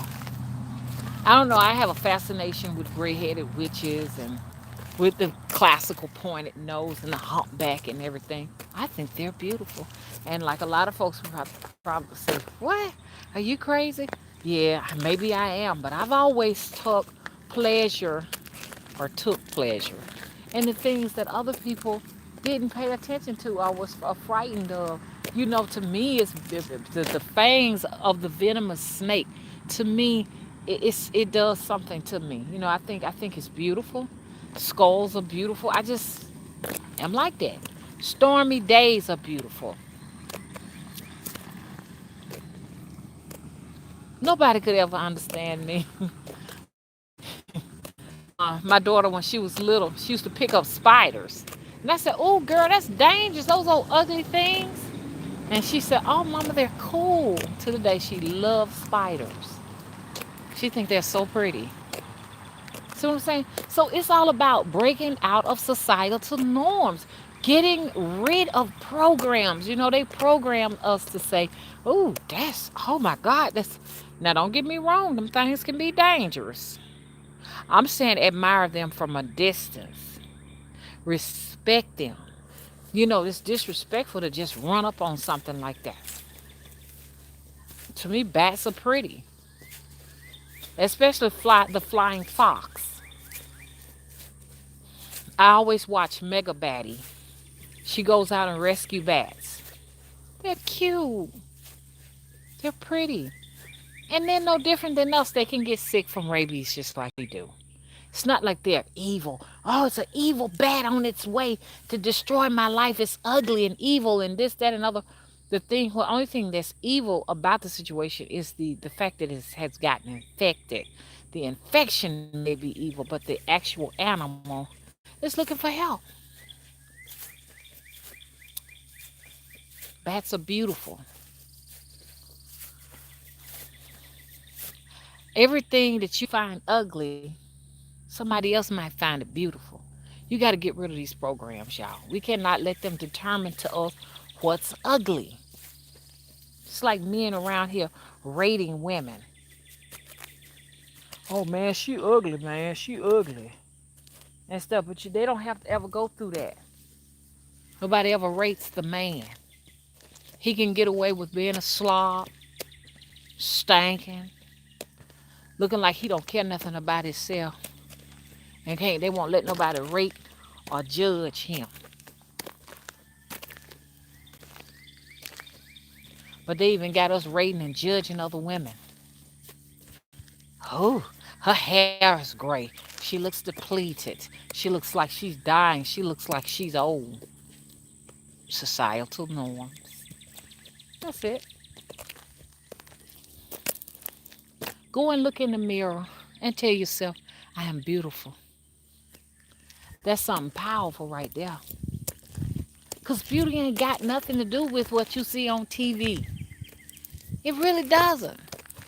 Y'all ever seen this person, the person that you know for sure by societal norms, they're not pretty. But for some reason, everybody gravitates to them. Everybody loves them. And then in that moment, you realize how beautiful they are.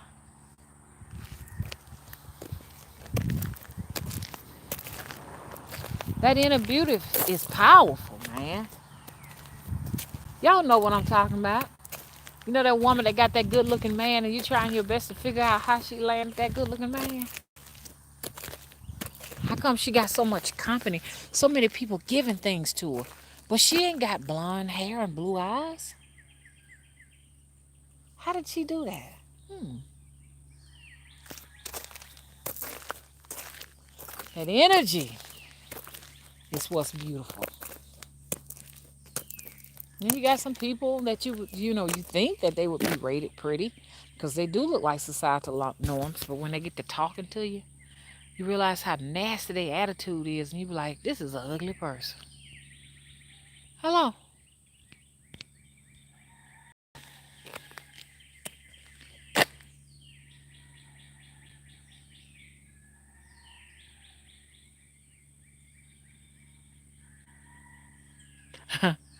Asima says snakes get a bad rap. They really do. Because I killed one, and you best better believe when I killed that snake, I had a lot of bad luck. We don't supposed to kill them unless our life is threatened. When I seen, because if a snake is crawling away from you, you don't supposed to harm it. It turned out to be a harmless little king, baby king snake. And the spirit said, we wanted you to raise it. And I felt so bad. And I got my ass kicked too. If anything is crawling away from you, leave it alone. If something is ready to strike at you, then that's a different situation.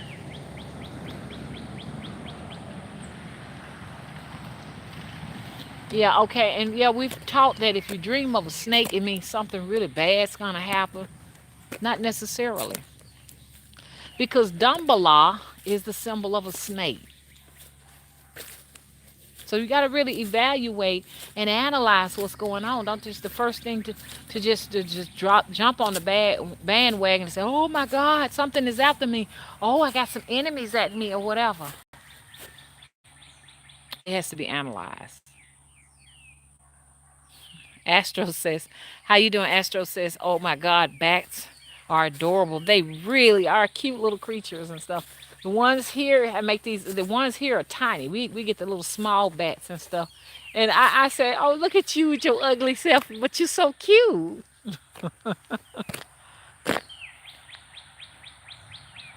Um,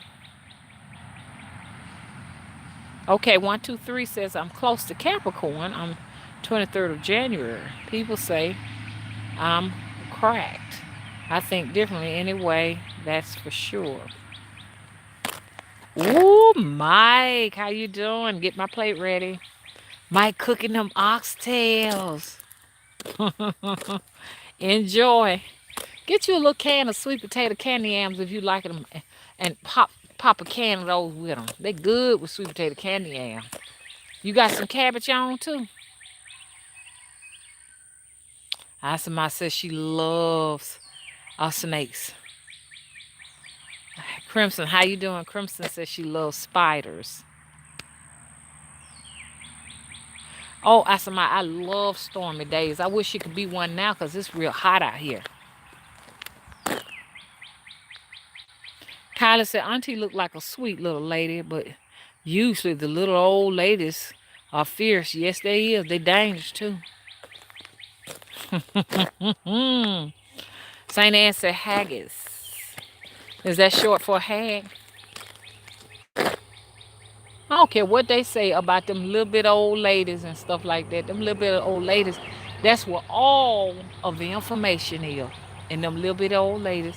And them little bit old men too, if they'll talk to you. Little old men, they don't talk much. But the little old ladies, if you get them on a good day, they'll share a lot of knowledge and experience with you and stuff. And it's good to have as a witch. Auntie used to show me how to work the herbs and how to take flowers and do little things like, she would take them little white flower cone balls things, and she'll clip them and bring them in the house and put them in a vase or whatever. She said it gets rid of bad energies and cheer your house up and all that. But she said don't ever put an apple flower in your house. She said that's bad luck. Apple flowers, the flowers off an apple tree. You're not supposed to bring them in your house. Leela says Sun, Virgo, Moon, Pisces, Rising, Aquarius. Girls, it's true. We love nature. That's right. So I don't know what these witches talking about that ain't in touch with no nature. I'm like, what kind of you? You must be one of those textbook witches. St. Anne says Sun in Sagittarius, Ascension in Aries, fire, fire. Kylie says she's a Scorpio. Jackie said her moon sign is Aquarius. Hey. I get along with all Aquariuses. I have not met an Aquarius. I guess y'all said, duh, mommy. Yeah, mama. That y'all all come from the same star system. But we get along real good. Okay, Asama said sun in Gemini, Moon, Aquarius. Am I saying the same thing over and over and over again? I feel like it. Yes, hey, Demetrica. She said the law makes them vaccinate. Yeah, of course. They want us to get that poison. They'll put you in jail if you don't, exclude you from certain activities.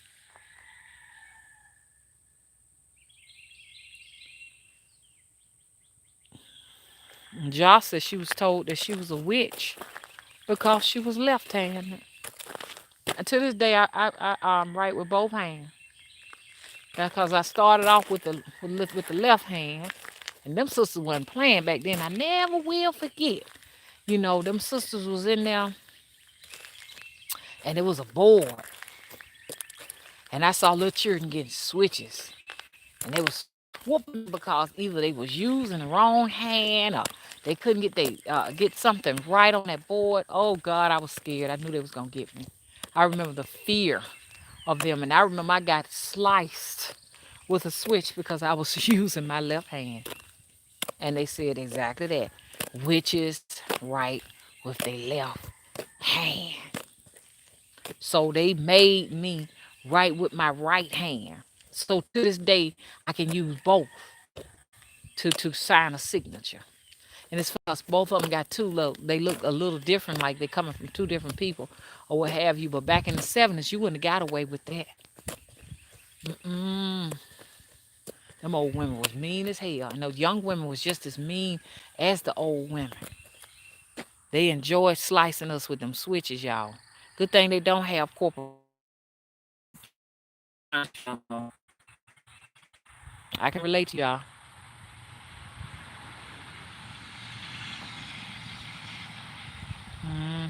Leland says she have them on her breast. More of them get there as she gets older. We wouldn't have made it, Leland, during the Salem witch trials. They would have just did what they would have did to us. I mean, I don't even know if it was the Salem witch trials, but it was something where they if you were accused of witchcraft, they would check your body to see if you had a mole, to see if you was a witch. Ooh, St. Anne says too many people trying to pimp this path. Good. I like the way you put that. And that's true. They're here because it's popular now. Because like I said, in '08, when I came out here on the YouTube streets, it wasn't popular amongst black people. So I had so many people telling me you're gonna go to hell and all of this, you need to seek Christ, and even some death threats. We're gonna come over and kill you. It was coming from black folks. Sure was. So I was really out there in the YouTube street. But like I said, the white witches came and they were like really, really helpful to me. We connected and I would watch their videos, and I learned a lot of information from them and everything. And then, I mean, it was a wonderful experience. We was like a close-knit family of witches. And then I remember the first black witch that I seen come on to the scene. It was Kendra. Her Facebook is what you call? I ain't gonna call all of that out since I call her name. I ain't gonna do that. But anyway, so she came, we paired up and did a lot of work together, and she was powerful. We was powerful too. And so, I kind of had her to go to and watch her. And then there was another girl that came out named Shazzy Bear. She was real young, and she was the next black witch. And then from then on, everybody started gravitating to the witchcraft and everything like that. But I was shocked to hear in 2015, 2016, 2017, they were telling me, people who were not on the scene. I'm not saying you had to be on the scene in '08, but the same, see, there were these people, these trolls that are content creators. They were saying that I was a fake witch. No, baby, I'm a brave witch because I was the first black witch to come to YouTube. The first. Now, I'm not saying it wasn't no other black witches on YouTube, because it could have been, but I'm the first documented YouTube witch content carrier. And I'm not saying that to brag or to boast, but it just was just funny to hear these people say she's a fake witch. But I don't remember seeing them 2008. I don't remember them. They were nowhere to be found. You can go back to my Mother Wisdom channel, which is this channel here, and see the first documented video of me encouraging everybody to go out and get the witchcraft books by Poppy Palin. I remember I go back and look at it, I was like, oh my God, I look so young. My hair was just a tiny twig. My dad had just died, and when he died, I just cut my hair off. I just cut my hair off my head, and I started buying witchcraft books.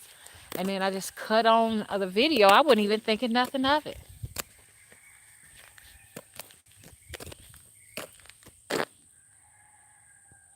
Thank you. Astro said those boots are badass. Thank you. Okay. Queen says, I just stay to myself because people don't get me. Yes, I'm different. They don't get us because we are those people that they thought they murdered. So the people that are programmed, they don't understand what's going on. They don't get it. I call it a mental illness. They say it's a mental disorder. A mental illness, a mental disorder means that you just not like the rest of the people. We can't get her to conform. She's mentally ill. She's mentally challenged. She's defiant. So let's say she I know what she's got. She's got I can't even think for all those different multiple personality disorder. We can't tame her. That's all it means. We can't tame these people. I know I'm gonna lose y'all now, because I know a lot of suffering went on in these places, unimaginable suffering. But for some reason, those people are very interesting. The people in the old mental institutions are very interesting to me. They are very extraordinary people. Somewhere, somehow, somebody broke their wheel.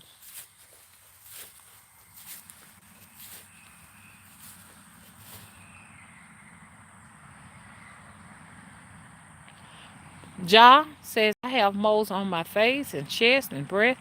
I tried to take them off. I was told they are beauty moles. That's exactly what they are. They're beauty moles or beauty marks and everything. But now our society, which is ran by men, and men don't like moles, they say they're ugly because they have found out that the women with the moles are the women that can tame them. Have mercy, Lord. See, y'all got to sit down and decode why it's like it is. They want to tell us women that because, oh, you got gray hair and everything, you know what I'm saying? You have a sexual dysfunction right now. You this, you that. You basically telling you you don't supposed to be having sex no more. Don't mess with her. She got gray hair. She old. Don't touch her. See, they want to decide for us as women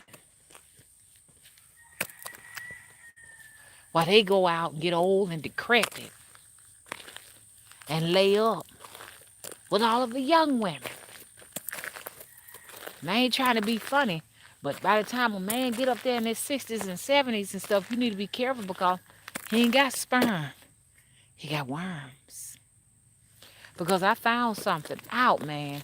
Now, I ain't saying it's true for everybody, but I found out that when the young women that get pregnant by these men in their 70s and 80s, some come out wrong with their babies.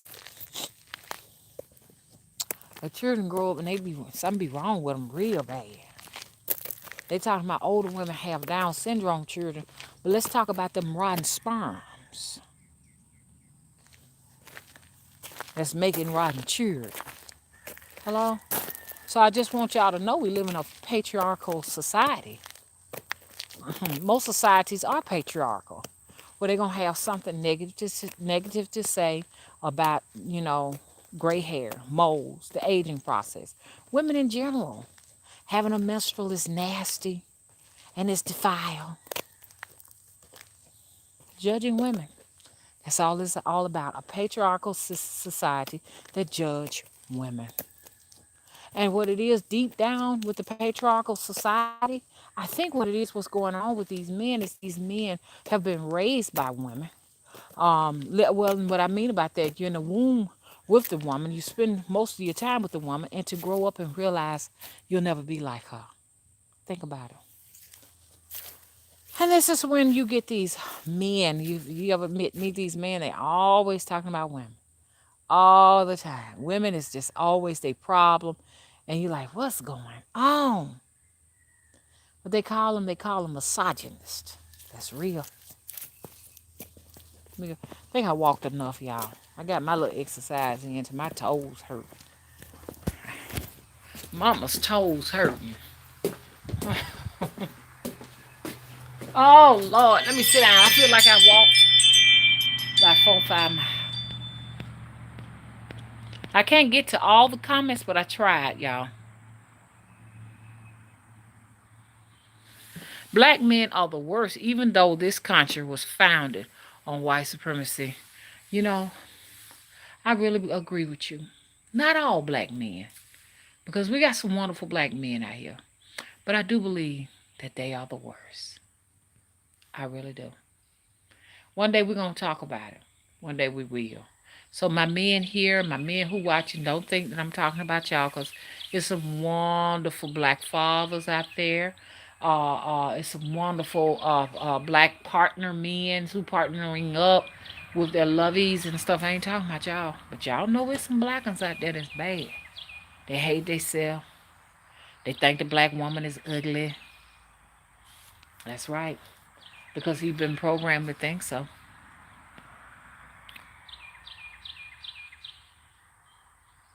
Okay, I see what you said. Saint Anne said two women, two black women. That's true. That's true. From what I've witnessed, that is true.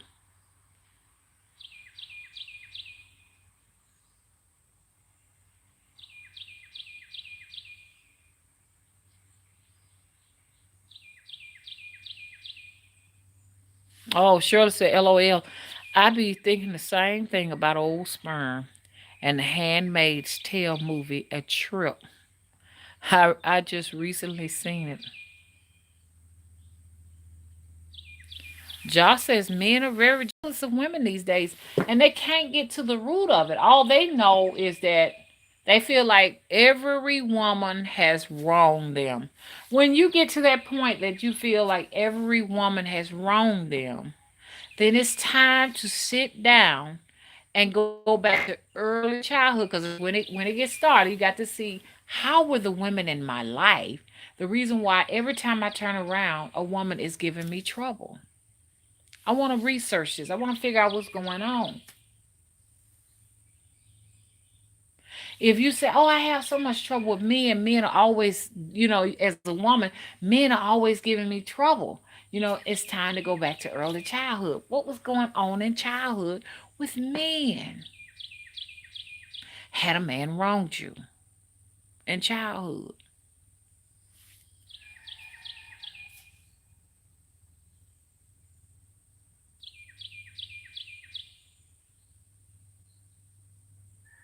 Mystery, your cousin.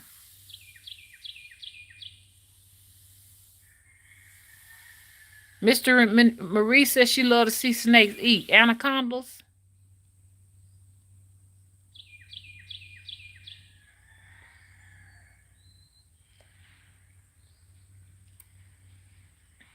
Oh, Malika said they call them old babies. Oh, your mom was one. Oh, my mom got pregnant by a 70-something-year-old man. My youngest brother is about a 70-something-year-old man. She was in her 30s. And something ain't quite right about him.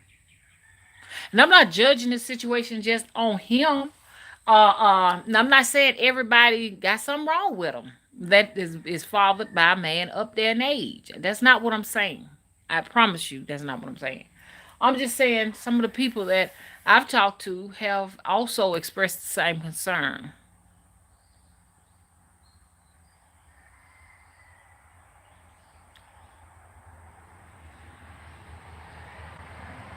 Yes, Queen Sheba, that those children be messed up real bad. Oh yeah. Bonjour, soft kid. How are you from France? I always dreamt of when I was an artist as a kid, and everybody encouraged me to go to France. Not to Paris, because they said Paris is a dirty place, it's not clean, don't go there. I haven't seen it for myself, but they always wanted me to. I mean, my teachers and the kids in the classroom wanted me to go to Paris. And but I'm just saying I wouldn't go now based upon what I heard, but at the same time too, you have to go for yourself because it may be a great place. You know what I'm saying? But they wanted me to get a studio in France and paint. And I'm still painting now. Maybe I just need to just go and visit.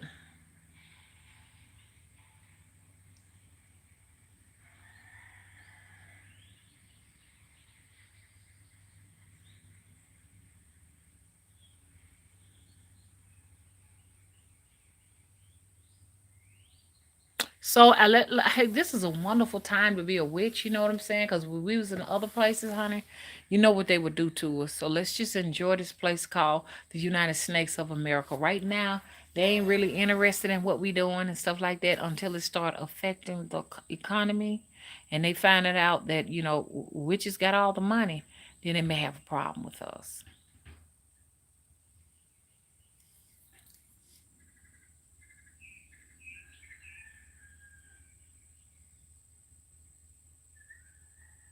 Oh, Jackie said, "Mama, the first video I saw of you was the one where you were talking about the child that asked, 'Why did you eat me?'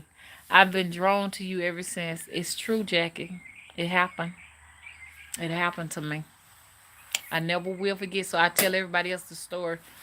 We went to TGI Fridays, me and the family, and I wanted a turkey burger because I felt like it was more healthier, and it was white. The meat was sort of like a whitish color and stuff like that, grayish something like that, and so I ate it, and then later on that evening at by dark, I kept seeing like photos. You know how you see the photos of children in school and the photos of like those missing kids, and then I seen a photo of a man, and they were black. It was a black little girl, and it was a black man. He was light skinned, and he had like bruises all in his face and stuff. And I'm like, why am I seeing all these people?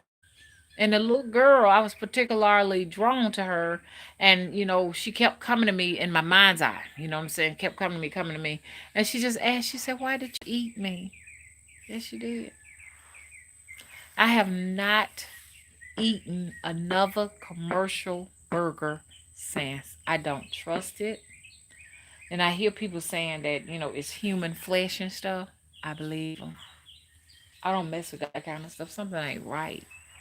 Something ain't right about that, y'all.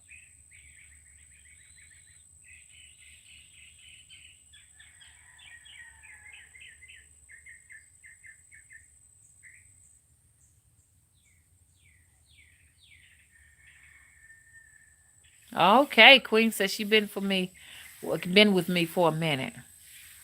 Astro says you've been around a long time. I've been watching you since 2010. Well, hey, we got history, y'all.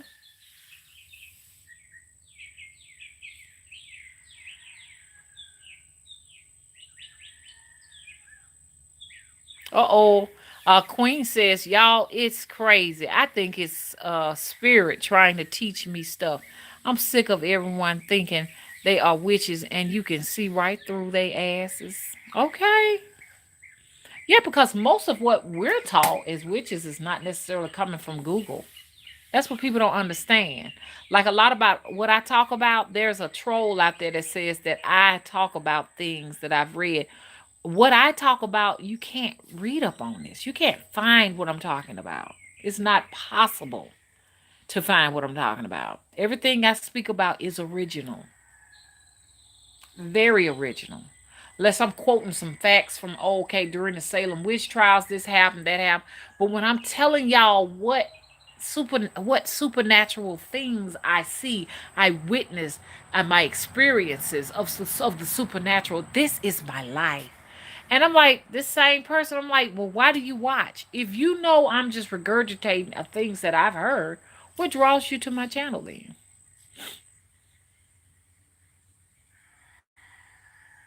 What draws you here? I'm a very authentic person. People can see that I'm eccentric, I'm different, and I'm very original. Very. I mean, you come on. You can see that I'm an original person. I talk differently. I reason differently from most people. Why would I find information from other people to just talk about? It wouldn't make sense when I got all of this load of information that's coming through to me. Because when you say that, you feel like a spirit is teaching you everything, that's basically, you're oracle. And when you're an oracle, spirits will come to you and bring you knowledge and information. That's where we get it from, not just getting it from other people. I mean, if I was just getting everything I talked about from other people, I wouldn't be doing videos because eventually I would run out of things to talk about. I really would. But when you're getting this information from source, then you could keep going. Because now you are the author of all of this information that's been gifted to you. So you never run out of creativity. Never. Like I'm a painter, a sculptor. You know what I'm saying? I make dolls, I draw whatever. I'm not necessarily copying somebody, oh, from word, verbatim to verbatim. I'm not doing that. I'm getting information from my sources to create what I'm creating, to paint what I paint. I was trying to find some stuff here that I made and created, but I don't see anything out here. I need to get on it, man, because I want to hang some things up from the ceiling and everything. But anyways, I'm a creator, and a lot of y'all seen my paintings before. Okay, so witches, we're creators. You understand? We're the authors of creation. We're the goddesses, the gods. You understand? And these supernatural forces are going to communicate with us before they do anybody else. And everybody else is getting energy and source information from us. We're getting ours directly from the source because these sources can't communicate with people who are uh, uh, uh, uh, uh, uh, so wrapped up in the matrix, created by the matrix. They can't communicate with them. It's not possible. They don't have the capability, the capacity to hold the information from source. Their source is the matrix. Our source extends outside of the matrix. And I was talking to y'all about that pyramid. You know, we're inside of a pyramid, and most the masses are at the bottom, and there are just a few elite at the top. You know, I wanted to talk about that. We need to get outside of that. And how you do it? Classroom work. This is our classroom work right here. Us teaching each other and learning from each other. Okay, Mike said he gonna do some cabbage too, y'all. Y'all let Mike know y'all want a plate for the people who eat meat. Now I know vegetarians ain't gonna eat none of that. Maybe y'all can eat the rice, but I don't know. Mike might add some of that oxtail juice to the cabbage. Now, if Mike does that, then you ain't gonna be able to, I don't know about that. Vegetarians, you might not want to eat it. Uh-oh. Queen said Pumpkinhead 1 and 2 are her favorite movies. The first movie, man, I love it because it's real. It's so real, man. It's real. You could come here now. I could do that same stuff right here in the spooky house. Right here. Now, I don't know if I can raise a child from the dead, but I'm sure going to study. I don't know if I can raise somebody from the dead. See, witches, we supposed to be studying and channeling information. Who knows, maybe we can raise the dead. See, but don't let us think about possibilities like that. They want us to think that's nonsense. Somewhere, right now, there is a priest, a priestess, or you want to call them a witch, because priests, priestesses are oracles. They all witches to me. Okay? But it's a witch right now raising somebody from the dead. And they're going to get up. That's how come they want to embalm you when you die. They want to make sure you don't get up. A lot of times when they resurrect you, it might not be the same soul in that body. Understand? It may have been hijacked. And so this is why, like in some places, especially on the island, they would actually, my mom was telling me they would crack the neck, would turn the head, because they know then you ain't coming back.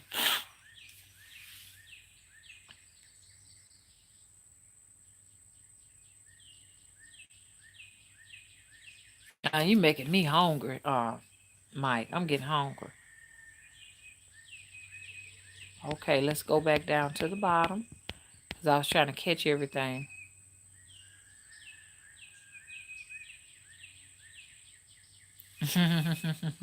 Queen said that old lady was not playing. She had hair, blood, and you want some. You know, like, I don't know what's going on. Like, people like, Mr. Wood be like, that witch looks scary. Not to me. She looks intriguing. She looks intriguing. I mean, the best way I could put it, she looks beautiful. Yes, she does. What a beautiful witch. It looked like a man played that role, but when she sits there in her house and you can see the owl in the house and, the bird in the house and little rats running around and stuff like that, I was like, that's us. That's us. That's me. Now, the only reason why I don't necessarily have owls and birds and all that in the house is because my house is pretty secured. But on my front porch, there are a lot of wildlife that come on my porch. Crows, snakes, you name it. It's on my front porch. It's real. Because the animals love to be near nature.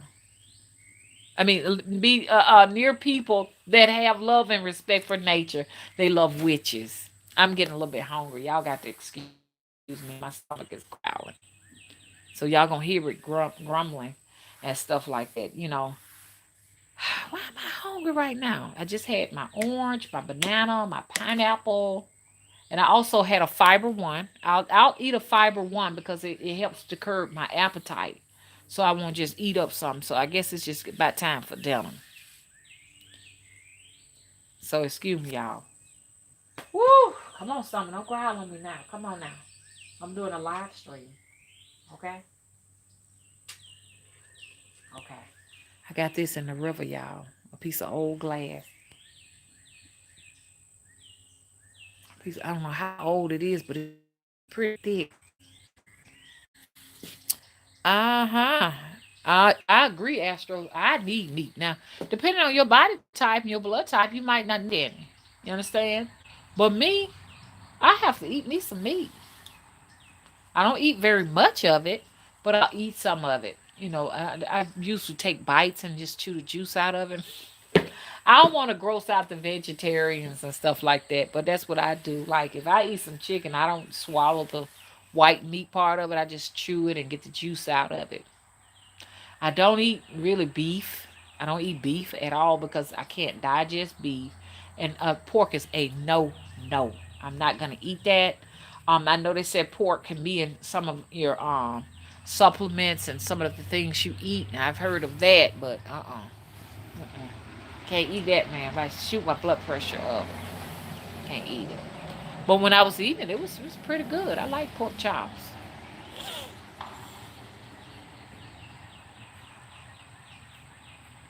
Oh, Saint Anne, craving beef jerky. I used to eat it long ago, but what I really liked about the beef jerky was really the salt. That's it.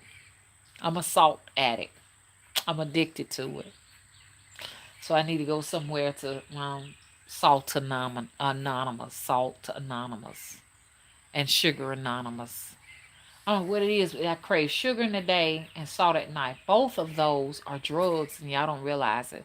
They're made in laboratories. The sugar that we consume and the salt that's created for us is actually a drug.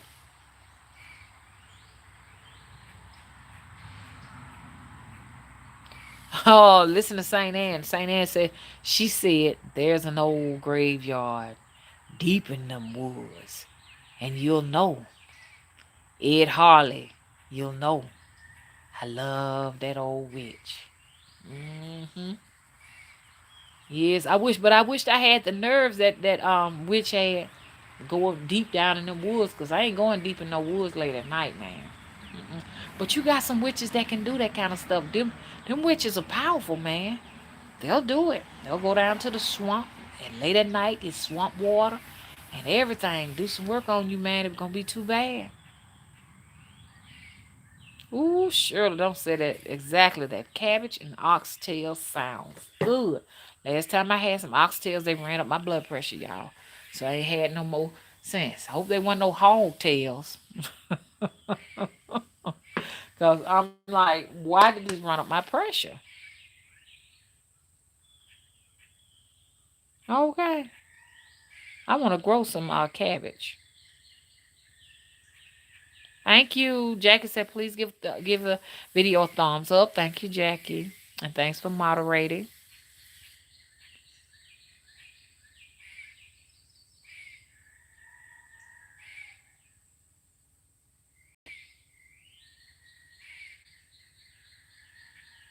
What'd you say, St. Anne? So there's a broad on YouTube that constantly having, what is that, Eponese? And so obviously repeats intel. She overhears. I watched her for laughs for a minute. Spirit told you not to watch her no more. You better obey Spirit then. Hey, boss lady. Boss lady said the feed is messing up. Mr. Willie told me that the feed be messing up. When the numbers start increasing, then they'll start letting it buffer and stuff on some people in and knock them off and stuff. But that's why I said if y'all don't mind, please come out anyways And if you can't see it because of buffering, please support me after the video finishes and stuff like that. Because we got to let them know that the message will be given regardless. I noticed they've been messing with my feed today. Y'all excuse my lipstick. It is totally not working for me. I may as well take this off. And it's not healthy to be eating it. It's not good lipstick at all.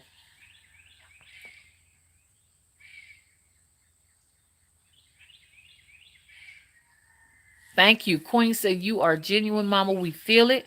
We know it. And that's why we rock with you. Thank you so much. Because I don't care what nobody say. For that person who said that, all I do is just repeat other things other people say. I just do what they do. You got to realize that people are going to know whether or not you faking or not. They can feel it. They know if you real or not. So I know that you are a troll and you are just a hater. That's basically it. It's actually a woman who claimed to be a witch that lives in her car. That got a lot of troubles and stuff like that. She said that about me, but she's always watching. So I have a question for you. If you know all I do is regurgitate things that other people say, what is your interest in watching my videos? Because I don't watch yours at all. I don't watch yours. The only reason I watched that one video when you said that about me, because you used my name in your title. And everybody was telling me, hey, look, this is what she said about you. You used my name in your title. It's a woman that lives in her car. She ought to have enough trouble coming to her. Now, please, Saint Anne, don't eat another McDonald's burgers. Because, Saint Anne, let me talk to you. If you go inside of a restaurant to get a burger, shouldn't you smell beef cooking? Shouldn't you cause we know what right now I can go to the Whole Food store and get some beef and make some burgers. Okay? And when you walk in my door, you're gonna smell. You're gonna smell the burgers cooking. If I put them on the grill, you're gonna smell them cooking. When you walk in McDonald's, you don't smell nothing. Nothing. Because it's faux foods. It's not real. It's not real. Even though I do love their fish fillet sandwiches. I do love them. But I hadn't had one in a long time. But if I do go, I'm gonna eat the fish fillet. But ain't no telling where the fish come from. That bread is forever bread. It does not disintegrate. Body cannot process that bread. It can't utilize it. Your body just dumps it out. It's just like it does nothing for your body. Doesn't nourish it. It doesn't do anything. You're just eating so you will not feel hungry. That's the reason why we go to McDonald's. We eat because we want something cheap. We just don't want to feel hungry. And that's almost like ignoring what your body needs. Because when your body, like right now, my stomach is growling. That's not good. I need to go in there and eat something else. Because I eat small meals and then a big meal at night. And I need to stop doing that. I eat tiny meals in the daytime, big one at night. You're going to do tiny meals. You got to do tiny meals throughout the whole entire day. Your whole entire day is what? Hunting and gathering. Because we're hunter. Humans are hunter gatherers. I don't care what nobody say. We don't supposed to be just stuck in no house. We're supposed to actually be walking around in the woods, gathering nuts, berries, and eating as we go, like the animals do. You look at the animals out in the wild. What do? They eat as they go.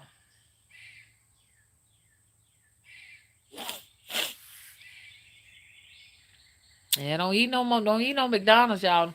Don't eat McDonald's. Don't eat Burger King. None of these commercial chains. It's not enough cows for us to have this many hamburgers for sale at these fast food chains. It's not enough. Where are these cows are coming from? Where are all these cows coming from? Do you know how much a full-grown cow can cost? As much to $10,000 to $30,000 for a full, especially an Angus cow. So you want me to believe that you're gonna take this cow for $20,000 and grind it up for burger meat for how many people can eat off that one cow in one day? You constantly grinding cows up every single day to satisfy all of these fast food chains. Nah, I don't believe it. You know, the fact that they see us humans as cattle, it's a lot of us they can grind up, especially at these abortion clinics. I heard that they be getting meat from these abortion clinics. Now, I don't know how true it is. I can't say that's true, but it doesn't sound far fetched. They said McDonald's got a contract with these abortion clinics and stuff now. Now, I'm not saying that's what it is. I'm just saying these are some of the things I've heard. So I said, I'm just not going to eat it. I don't want it. I don't want a fetus that came out from down between a menstruating woman's legs. Because I just sat down and just really thought about that and just really felt some type of spiritual repercussions just even thinking about, some woman, having a menstrual cycle and she decides, you know what, I got to get rid of this baby because I can't take care of this baby. Baby daddy been whooping my ass, beating me, don't love me, don't care about me. And it's all of those emotions are in this fetus. You think I want to sit down and eat this? And it's so bad because stem cells, fetal stem cells, is claimed also to be in our orange juice and in your sodas and all of that. So really and truly, if you say you're gonna drink some orange juice, you may want to get you an orange with some seeds in it and get you a juicer and juice it and get the juice out that way. Because and also, yeah, look online, y'all, because I don't want y'all to think I'm just making all this stuff up. It is also said that so much that some of these juices have cyanide in it. Now, I'm not saying it's true, but do your due diligence. I used to notice that many maids, see, I can talk about it because they ain't going to come after me and sue me because they said, she ain't got shit. We can't do that with the house. It ain't worth no more than $4 or $5. But now, if I was Oprah, I'd be in a lot of trouble because she carry a lot of clout. People listen to Oprah. But I had noticed that when I drink Minute Maid orange juice in the bottle, I get severely ill, very nauseated. I cannot drink Minute Maid orange juice out of a bottle. That plastic bottle, something's not right with that. Okay. Hey, Hout says Paris is very artsy, fartsy, and it is dirty. England is orderly and clean. I've heard that about Paris. I had a friend that was like she was a model and she went to Paris and she told me, she said, Paris is nasty. Because I was like, oh, I want to go to Paris one day. And I was talking to her about it. She said, you don't want to go there. She says, it's a very dirty place. And she said, the cops walk around with batons and they will whoop your ass. Hello? Hello? So one day we got some fly activity going on here. So one day, who knows? I may go. I really want to go and visit Europe. I want to go. Now I got another story for you all, and I know y'all gonna say, "No, I don't believe this," but I can remember a few lifetimes with I lived in a castle for real in Europe. I don't care what nobody say. I lived it. And I told y'all this a long time ago. I have a fascination with castles. They're so beautiful to me because I remember our castle. I actually had a leak in the hall. It was like a lot of water would come in when it rained, and we had a leak and everything.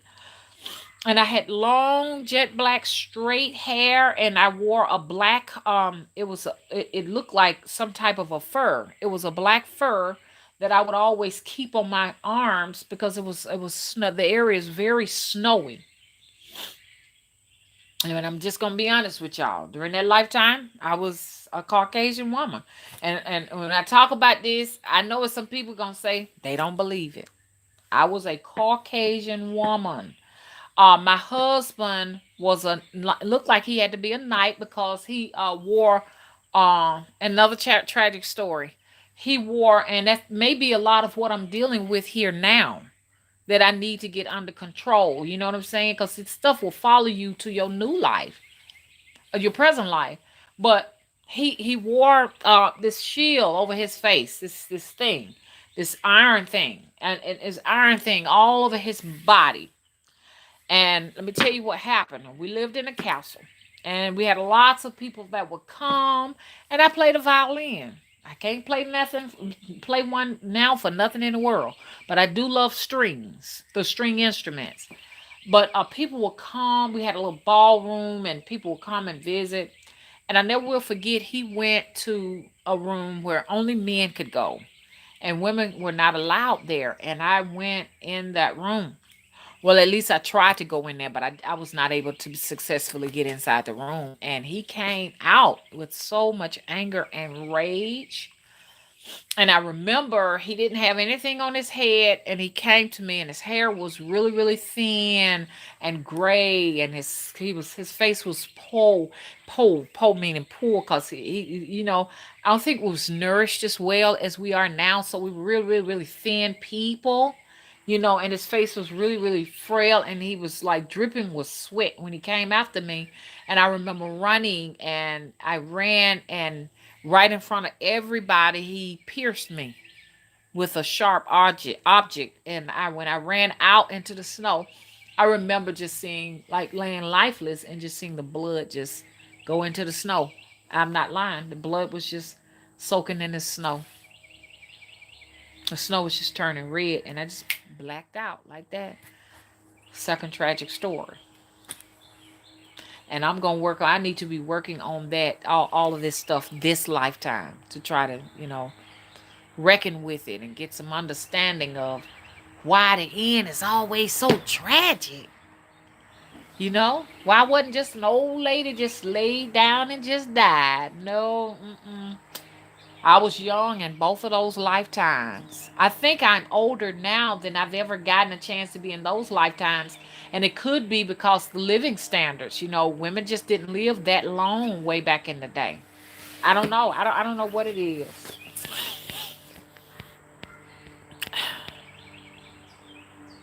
And it's funny because Mr. Willie, my son and both my daughters all remembered being slaves. I never ever had a past life that has come to me where I was a slave.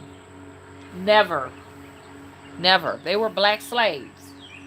If y'all don't mind me telling you a story, like my oldest daughter, she just woke up and she said, "Mama, I was a slave."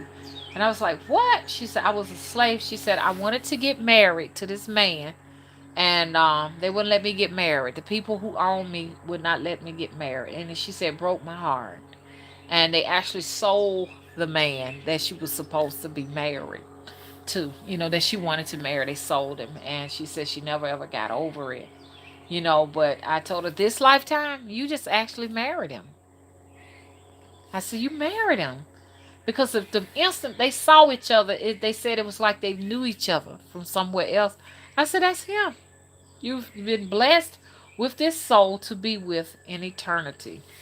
And so my youngest daughter, she said, "Mom, I want to know my past life." And then I said, some years later, my nose starting to get stuffy because there's stuff out here. It's on this porch.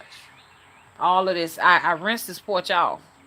All this, the pollen stuff, whatever. But anyway, she said, "Mom, I want to know what happened to me in my past life and everything." So a few years later, she woke up. Her voice was real heavy. She said, "Mama." I said, "What? What's going on?" She come up from sleep. She said, "Mama, I was a slave." I said, "You were?" And she was, oh God, when she told me what happened to her, I was so angry. But I started seeing a little bit different. She said, "Mama," she said, "we had a woman that owned us." She describes that she was real frail. And well, of course, y'all lost me for a minute because they cut my live stream off. My live stream was cut off. And so, but I got it back started. But so she said, but they were in this dark room. It was cold and drab, dark room, and it was another girl, that was black, and she was a slave. They were both slaves. But she said, "Mom, I noticed I had a real heavy voice." She said, "I just got to the point I couldn't take it no more." And she said she told the lady, she said, "Why you?" She said her voice was real heavy, and since she talked like a slave, she said, she told the woman, "Why you treat us like that, like this or whatever, sort of like how slaves talk and stuff." And then the lady said, "What did you say, nigger? What did you say?" And she said she knew she was in trouble by the time the lady, because she said the lady was brushing her hair. She said it was dark. The lady was in the mirror just brushing her hair, brushing her hair, brushing her hair like that. And the girl next to her was crying, saying, I don't want to be here. I hate this place. I don't want to be here. When, they were talking like slaves. I don't want to be here. I hate this place. She was crying. And then I feel so sorry for both of them, because then the girl had to see this what went down. And so Kenya said, she said, Mama, that lady stood up with a great big old butcher knife, bigger than I've ever seen, and she said, what did you say, nigga? And she said, Mama, I jumped up. She said the lady was taller than she was. She said, Mama, I was really short. I said, you was a pygmy slave, one of them pygmies. And she said, I ran and I ran. She said, I remember as I was running, she said, I had a heavy dress on, which was preventing me from kicking my legs out to run. And she said she noticed she had some hard, big old black shoes on. And she said her hair was so long and thick that it fell off the top of her head as she ran. The cloth on her head and all that just fell off her head. And she said the thing was so long and thick that the ponytail that was just hitting on the back. Pop, pop, pop, pop, like she ran. Said she looked behind her, said a woman just came down on her with a butcher knife. And she said she blacked out. And that, for a long time, me and her had a hard time dealing with that.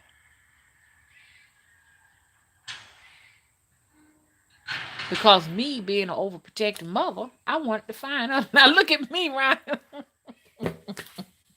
The woman was from a whole nother dimension, a whole nother. I'm like, I'm gonna kick. Where she at? I'm gonna kick her ass. We was mad. I was mad. She was. It really shook her up. She was in shock, and I'm around her like a fool, trying. I'm going back there. I'm gonna get a girl. I'm gonna get her. I said, what is bitch? And I'm gonna get this bitch. I'm gonna get even sometimes now, but I kind of got over it because I said, well, they gave her, she got a better life this time. But what else she said? She told me about that. Let's put it like this: I didn't see Kenya the same no more. I didn't see it no more. Yeah, and I said she's very vocal now. She was very vocal then. She's very very very vocal. And I said her personality has not changed, but for a long time, like, who is this? Who are you? I almost didn't see her as my daughter no more. It took me some time and I adjusted to it. But I was always looking at her like, who you is? Um, and my son had his moment. He had two moments. She had two lifetimes, and I noticed Willie got two lifetimes that they spoke of. My son said that he was a bear. And I said, what? He said, Mama, I was a bear. He's fascinated with bears for some reason now. But he said, I was a bear. And this is what he described. He said, he was out and he said that there was a white young lady, like she was about 14, 15, came and ventured out. Said she was really pudgy because her cheeks were really red. She was pudgy. And she began to scream and yell, and he went after her because he felt like she was in his territory. Like, you can't go. And I was like, well, did she try to do something to you? And I was thinking with human, morals and stuff. And he was like, no, the way he saw it was that was his place, and he didn't want nobody over there around it. And she came out too far. And so she screamed, and he said he still remember what they wore. He said they had big lumber jackets, plaids and stuff on, hats and coats and boots. And when she screamed, he said a white man showed up and he had a harpoon in his hand. And he just hit him with the harpoon in the chest. Boom, like that. And he said he just remember roaring with his own voice, and he fell back, and they were looking over and like trying to make sure he was dead. And I said, wow, that's crazy. And I was looking at him side eye. I said, a bear came to me? The soul of a bear showed up? Because I'm like, what? What is this? But this stuff is real. I know it's hard to believe, but there are a lot of people who can recall their past lives, especially little children. And then he had another experience. He said, "Mama, I had another experience." So I went. I don't know if their experiences are really past life experiences or they are going into other dimensions, experiencing somebody else's lifetimes. Because mine's quite different. But then they tell me, said, "No, this was my life. This is real." He had another one where he said, "Mama, I was a slave." I said, "What? You was a slave too?" He said, "Yeah." He said, "I was riding on a horse." And he said people were out in the fields, black people was out in the fields picking something off the ground and bagging it up. And he said he was on a horse making sure that they did what they were supposed to. I said, "What? You sound like you was an overseer." He said, "I was a black overseer, making sure that they did their jobs and did what they supposed to do." So it was black people out there. And I thought that was interesting. And then Willie had his experience where he said he used to be a woman in the 1950s. Now that one right, that got me right there. I'm like, what? And he said even now he always go back. He said it starts off with green grass. I told him, I said, "I think you may go back because you have not done a good job of doing what you're supposed to. But you because if you keep on seeing that, you're gonna go back." And I need to wrap this up because I know y'all growing tired. But he said he said he said he said I was a woman. He said I was a black woman, and it looked like the 50s because he said he had the big hoop dress on that they wear, and had the Rosemary Bear baby carriage. The Rosemary, y'all ever saw that movie Rosemary? That baby carriage she had. He said he had one with a baby inside of it. And he said he was looking at the ground. The ground was real green, looked like he was in Chicago somewhere.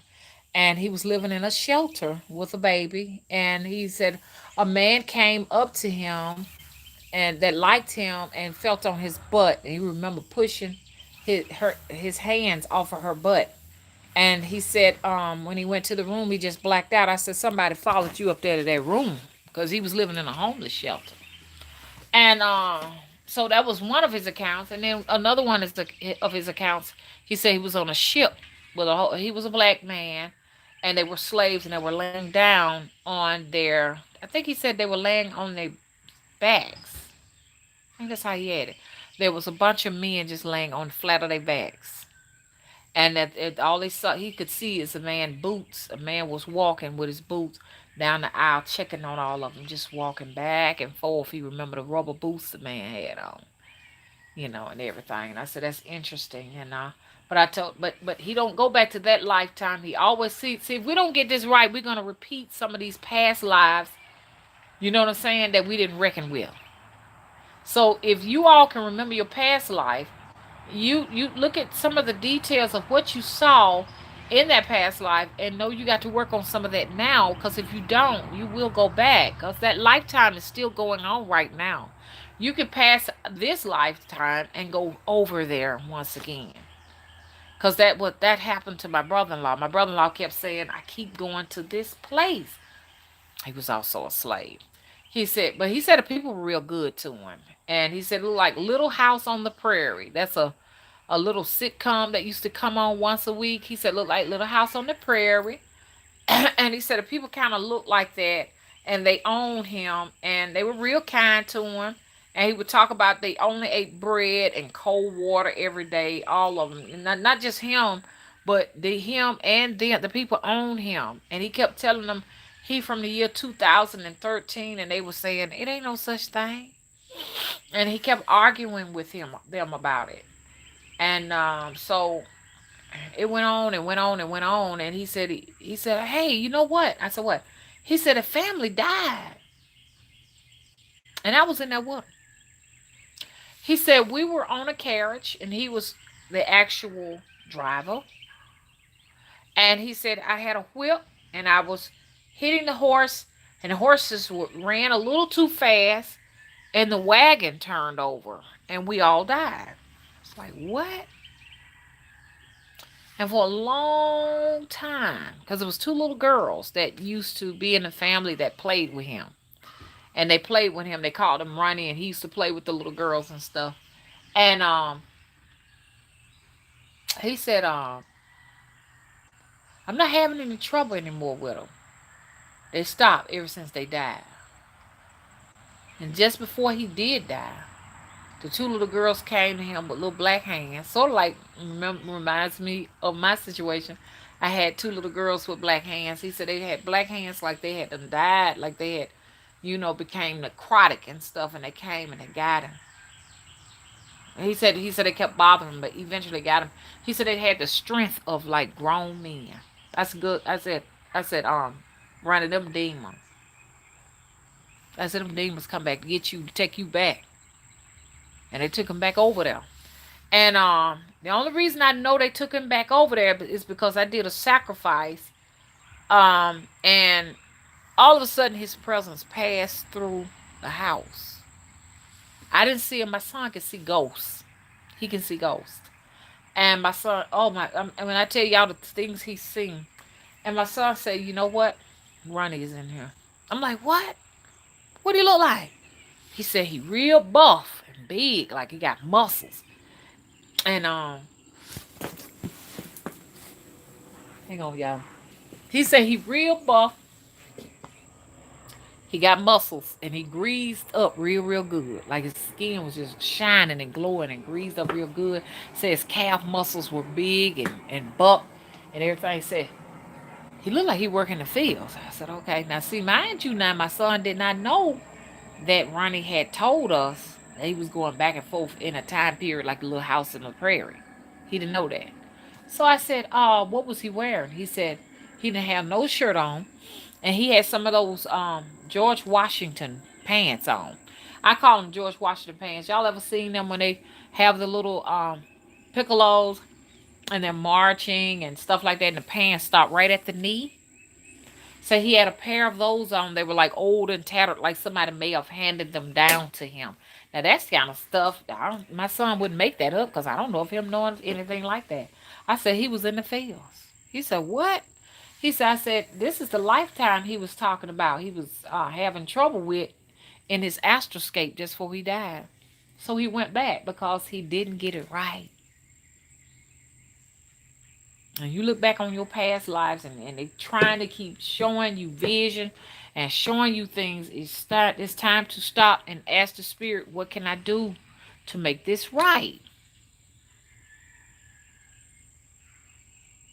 How are these past lives tying into the new life, the present life? It's so sad that we have nowhere we can go to get this information. You can't. That's why I said this kind of stuff I'm talking about, you can't Google it. Where am I supposed to Google and find this out? As an oracle, we can ask the spirits to give us the information.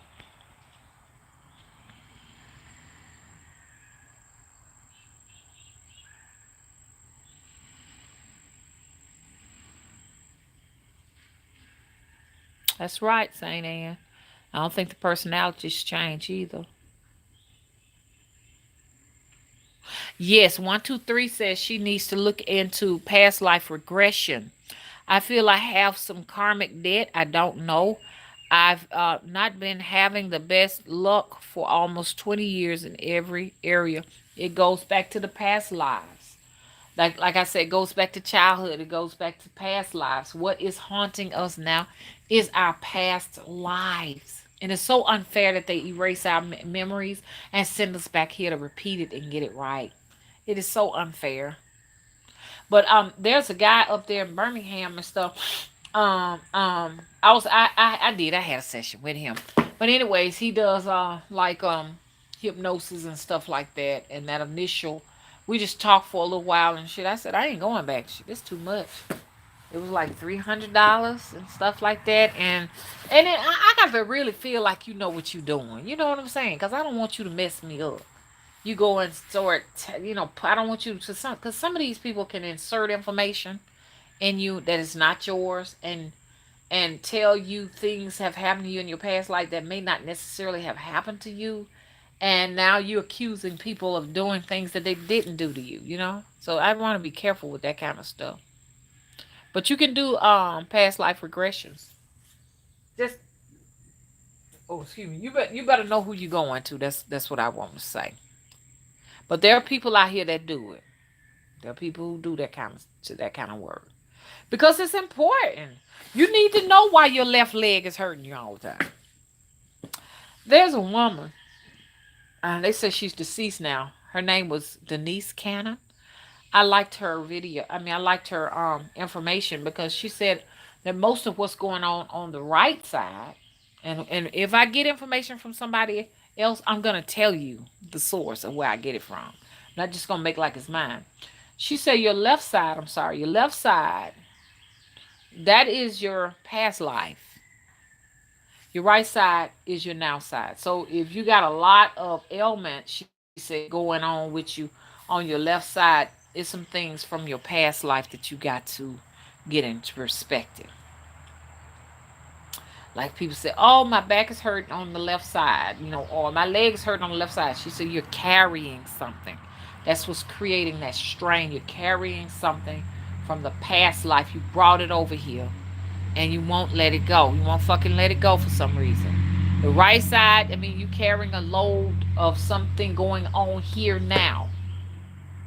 So you got to look into it to see what's going on. When you say my left toe been killing me. Okay, y'all know what I'm trying to get at, don't you? Hmm. That's right, Saint Anne. It's all happened That was one of her theories, that everything is simultaneously happening at one time.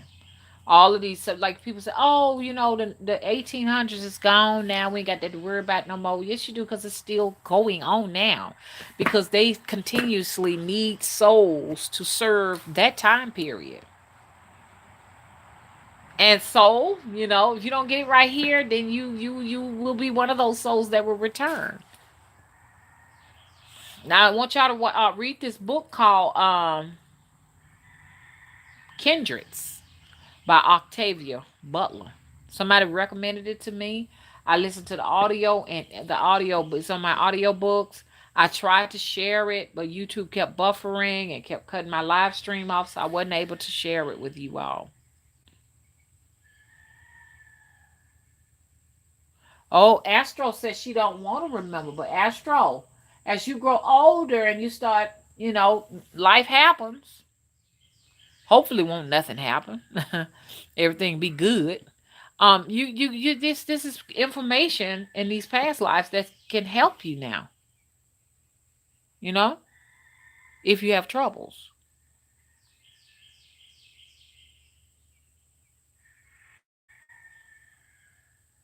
Oh yeah, yeah, yeah. Hart said they called them baby buggies. I didn't know that.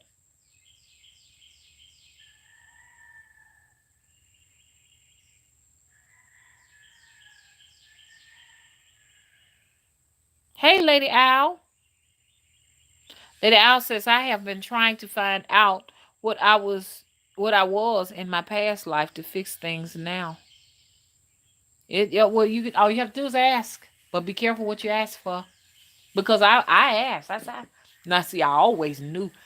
I know about all my past lives, but not all of them. But I know of quite a few. I don't really want to tell y'all about all of them. I'll take up too much time telling y'all all. Okay, I need to get with her in a minute. But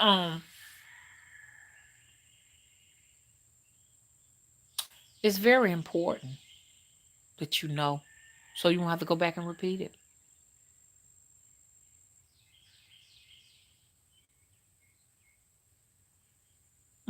Jews said the Latinos that rent the house next to mine call me the N word. No one talks to them cause the things they say is so mean.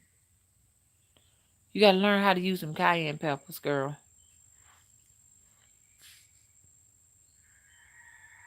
Legs say I should write a book. Hopefully, this information can go out there to somebody who could write it. But what I'm gonna do, I'm just gonna write little pamphlets and novellas and stuff like that, and put it on my website.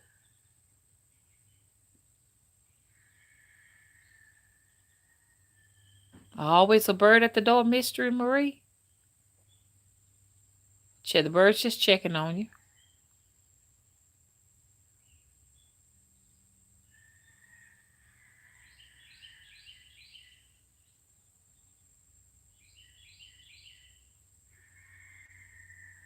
Oh, Josh said, I met a guy.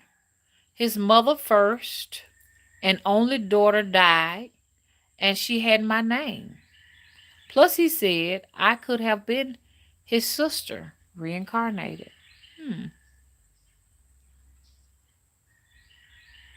Jude says she lives in the now. Brown Sugar, how you doing? We were together many lifetimes. We were married the second go round, had kids, but were killed because of our lifestyle. Uh oh, my phone is about to die, y'all. Please rate and subscribe.